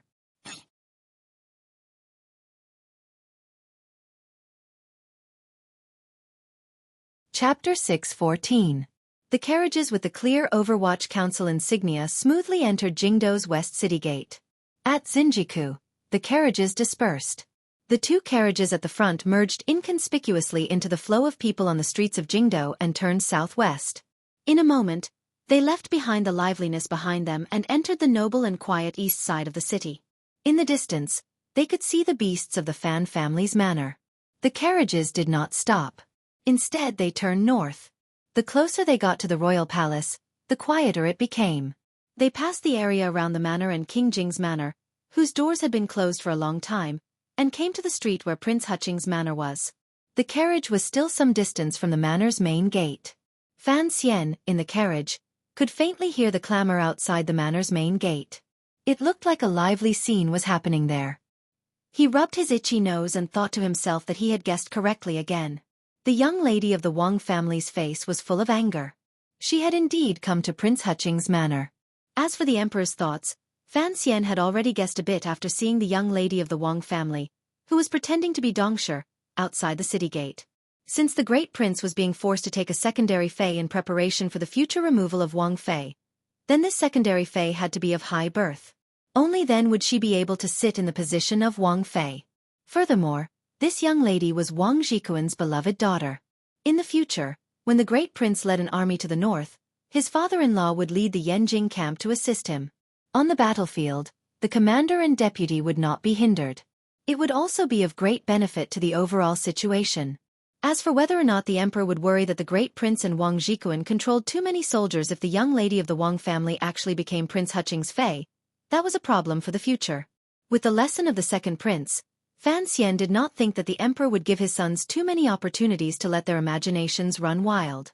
The daughter of an important military official marrying a prince, the prince should be secretly cautious. Otherwise, who knew if he would end up like Li Chengzi and be sold out cleanly when things came to a head? Fan Xian couldn't resist laughing mockingly. The emperor's arrangements were far-sighted. If the great prince wanted to lead an army to conquer northern Qi, the great Wang Fei's identity as a northern Qi princess was indeed an obstacle that was difficult to get around. However, Fan Xian felt a strong revulsion toward this kind of arrangement. Putting aside the relationship between him and the great princess of northern Qi, just seeing the vile young lady of the Wang family at the city gate made Fan Xian develop a deep suspicion toward the emperor's vision. Picking a daughter-in-law for yourself, you have to pick a good one. A woman like this, if she really entered the Wang Fu, I'm afraid the entire Fu will not be at peace. Fan Xian immediately denied his silent criticism of the emperor. The emperor never cared much about women. Marriage alliances were just some transactions. As for this woman's character and whether or not she would bring benefits to his son, he did not care at all. As for the manor becoming restless because of the young lady of the Wang family, perhaps this was the effect that the emperor wanted to see. The great prince's status was noble. Prince Huqing's manor took up half of the long street. The eastern part of the city was silent. No one dared to laugh at the great prince in such an important place. Although there was some noise outside the front door of the manor, other than the 2 carriages of the Overwatch Council, no one else was spying on them. My lord, it's a little inconvenient to go there now. Why don't we return to the estate first? Although Fan Xian had come to Shiliang in the name of an imperial envoy, in reality, he was carrying out a secret edict. He didn't need to return to the capital to enter the palace to reply to the edict. Mu Feng watched as Prince Huqing's manor door turned into a market. He thought to himself, the prince must have lost some face. If the commissioner came to visit now, it would probably be inconvenient. However, Mu Feng was still not as good as Wang Qinian at guessing Fan Xian's intentions. Fan Xian had come to Prince Huqing's manor to watch the excitement. He listened intently in the carriage. He had already understood where the excitement outside Prince Huqing's manor door came from. The young lady of the Wang family's voice was so loud that it was difficult not to understand. Although the emperor's edict for the great prince to take on a secondary fei had not been made public, he had already done some work in secret. Those who should know this news had long known. As the people involved, the great prince and Wang Zhikuan knew even better. Yesterday, the new commander of the Jingdou garrison, Xueqi, had personally invited the great prince to a banquet. At the banquet, he had orchestrated a chance encounter between the great prince and the young lady of the Wang family. Unexpectedly, the great prince was a straightforward person. The moment he saw the young lady of the Wang family, it was like he had seen a ghost. He fled and did not give the other party any chance to speak. The young lady of the Wang family had lived in Yanjing. As the daughter of the governor, when had she ever suffered such humiliation and grievance? Particularly when she thought about how she would have to pitifully be a secondary fei after entering the manor, she held her anger in her heart. She clearly knew that it was the palace's edict for her to marry the great prince, so why was she angry at her? The young lady of the Wang family could not understand it no matter how she thought about it. As an admirer of the previous pride of Jingdou, Yi Ling, she had a lot of admiration for this prince who had once led troops to conquer the western frontier for many years.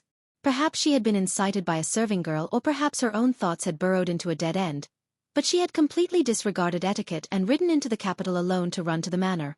After Xueqi learned of this, he did not dare to be careless. He quickly sent people to chase after her. However, when they reached Prince Huqing's manor, no one could do anything to this young lady or pull her back. The reason the young lady used was also laughable. She said she had come to Prince Huqing's manor to visit Wang Fei. Fan Xian had to admit that although this reason was absurd and laughable, the interactions between the women of Jingdou's nobility were considered normal. Even Fan Xian had not thought that Wang Fei would be as straightforward as her man. She closed the doors tightly and refused to accept guests. She didn't even say that the master of the manor was away. She just straightforwardly said that the manor had business to attend to and could not receive guests. The young lady of the Wang family felt even more wronged. She had already willingly lowered her status to come and visit a foreign woman, yet she still used her status to close the door. Thus, she began to make a ruckus outside the manor. This woman had Yi Ling-er's straightforwardness, but she did not have Yi Ling-er's sense of propriety. Making a ruckus was truly a headache. Her personal soldiers and guards looked at this scene in terror. Looking at Prince Huqing's tightly closed doors, they felt anger in their hearts. They thought, what kind of place is this? This is Prince Huqing's manor. Even if the young lady could do as she pleased in Yanjing, how could she act like this in Jingdo? If she truly angered the prince in the manor, who knew what he would do? Fan Xian looked at the scene in the distance with slight disgust. He thought to himself, if the palace and Xueqi truly had intentions, how could they not be able to stop a spoiled and barbaric woman from acting rudely? He was afraid that the scene today was purposely done by someone with ulterior motives. They wanted to make the great prince unhappy and make a ruckus all over the city. In the end, the emperor would speak to sort out the matter and have the great prince suffer in silence. At that time, the emperor could lightly say, "The young lady of the Wang family has deep feelings for you and has already come to your door. Are you not going to take responsibility?" Another example would be, the people of Jingdo all know of this matter. As the eldest son of the royal family, how could you not care about the face of the royal family? I will give you half a month to settle this matter and bring that woman into the family. Then I won't blame you. They were all small tricks, shameful methods, but they were the ones Fan Xian was most familiar with. He furrowed his brows and thought to himself, the great prince was very close to him. This was a difficult matter.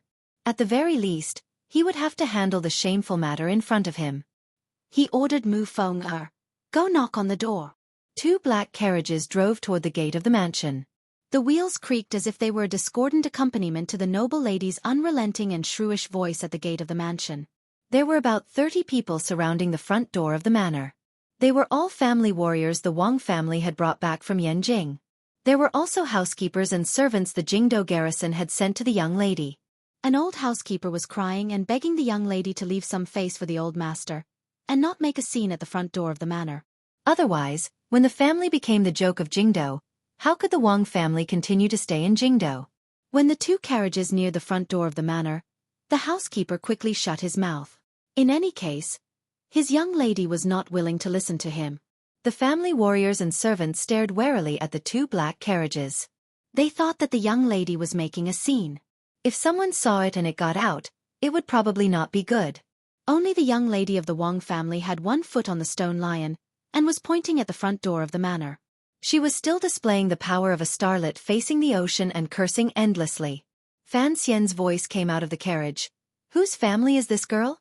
Making a scene in the middle of the street. Do you have any manners?"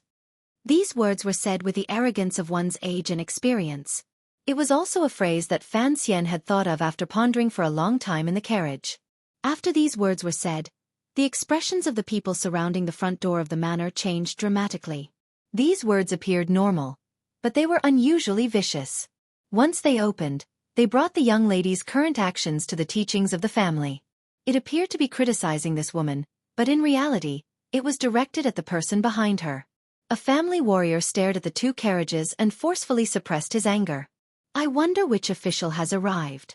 Other than the young lady, there were no idiots in the Wang and Shi families.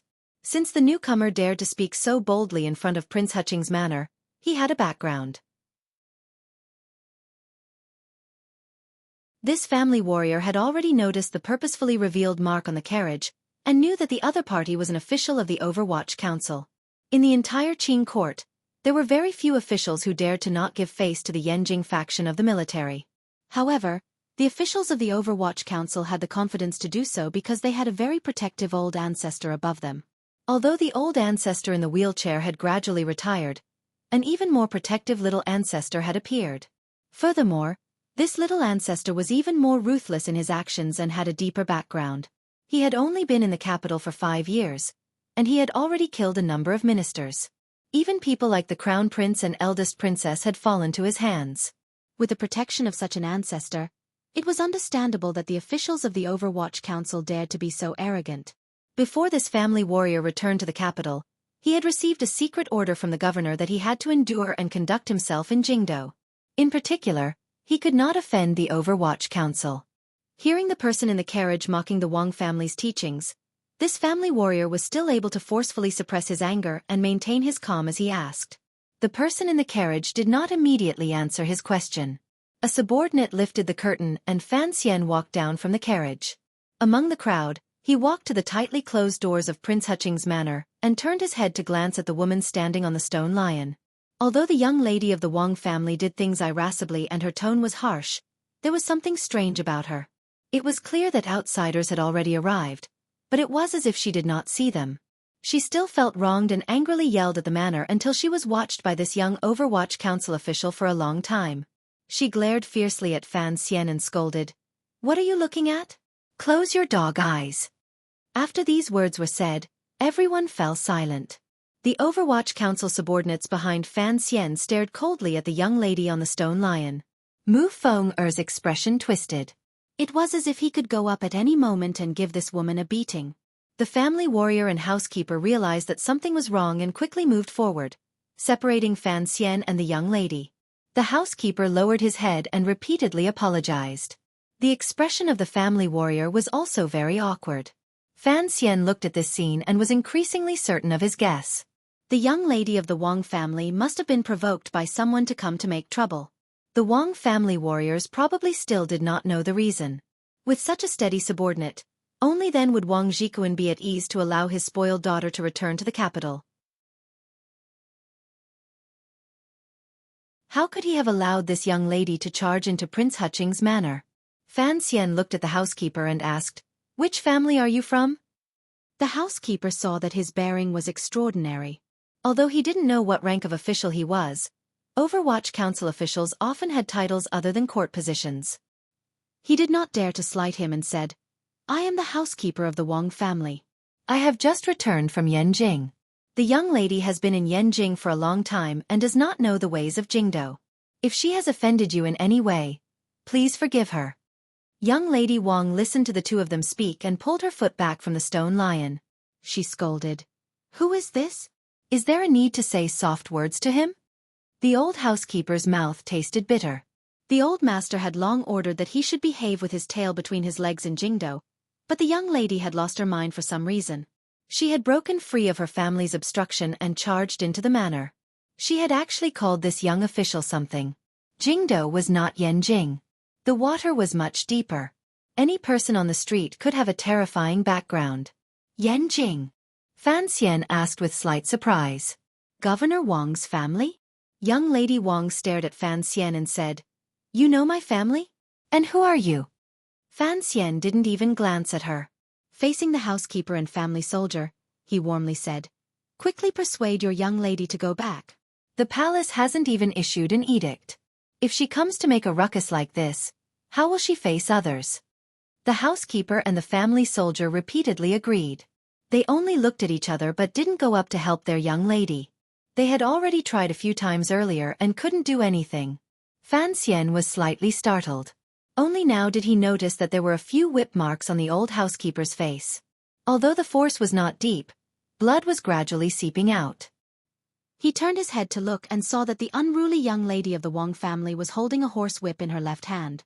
Involuntarily, his expression darkened.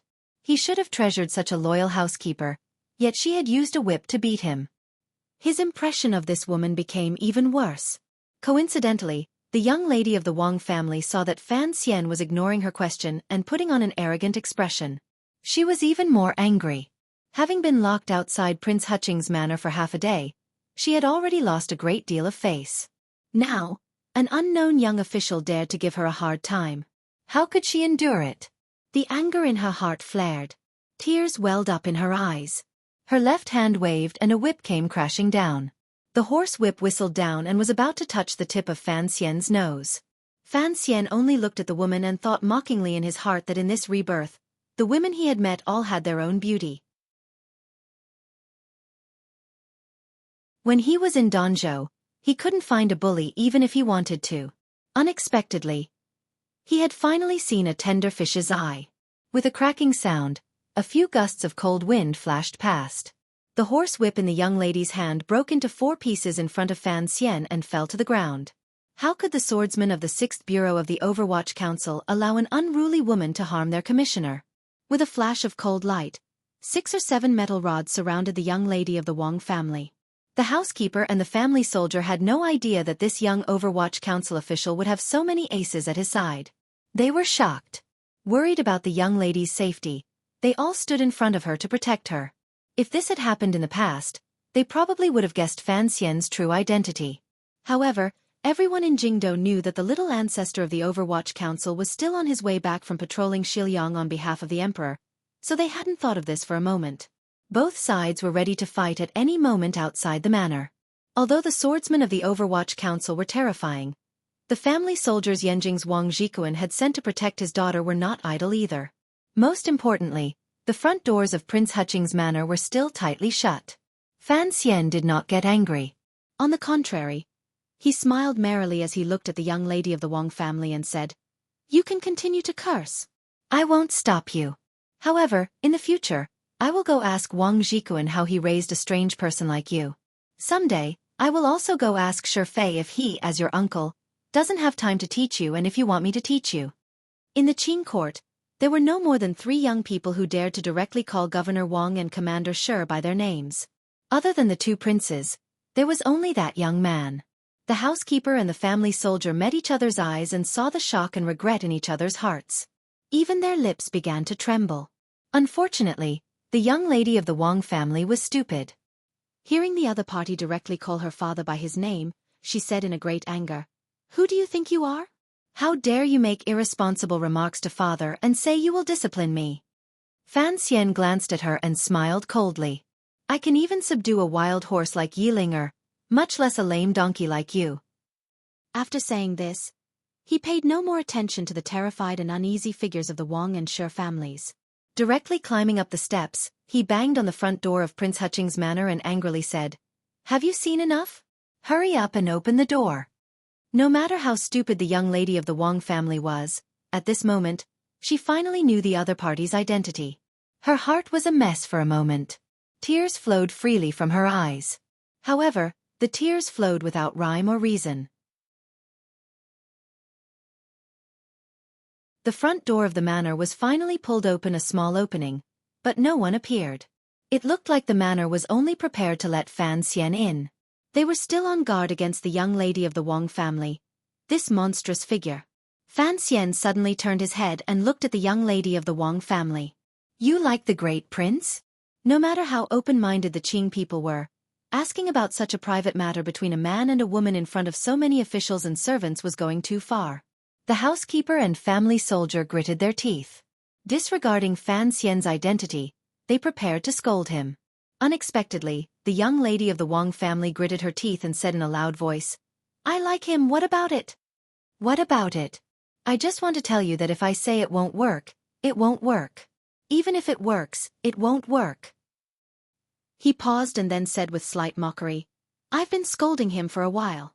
Do you want to come in for a cup of tea?" The young lady of the Wang family froze where she was. Unconsciously, she prepared to flee back to Uncle Shi's home. She felt that the young noble in front of her was truly strange and powerful. It made her fearful for no reason. A moment later, she steeled her heart and threw down the broken end of the horsewhip. Stopping the housekeeper's attempts to stop her, she followed behind Fan Xian and entered the manor she had dreamed of for a long time. However, the way she entered this time was somewhat special. The front doors of the manor closed tightly behind the 2 of them. Regardless of whether it was the subordinates of the Overwatch Council or the worried family soldiers and housekeepers of the Wang and Shi families, they were all blocked outside the manor. No one knew what Fan Xian was thinking by bringing the young lady into the manor. Fan Xian was surprised that the young lady of the Wang family dared to look him in the eye and bravely, or rather recklessly, follow him into the manor.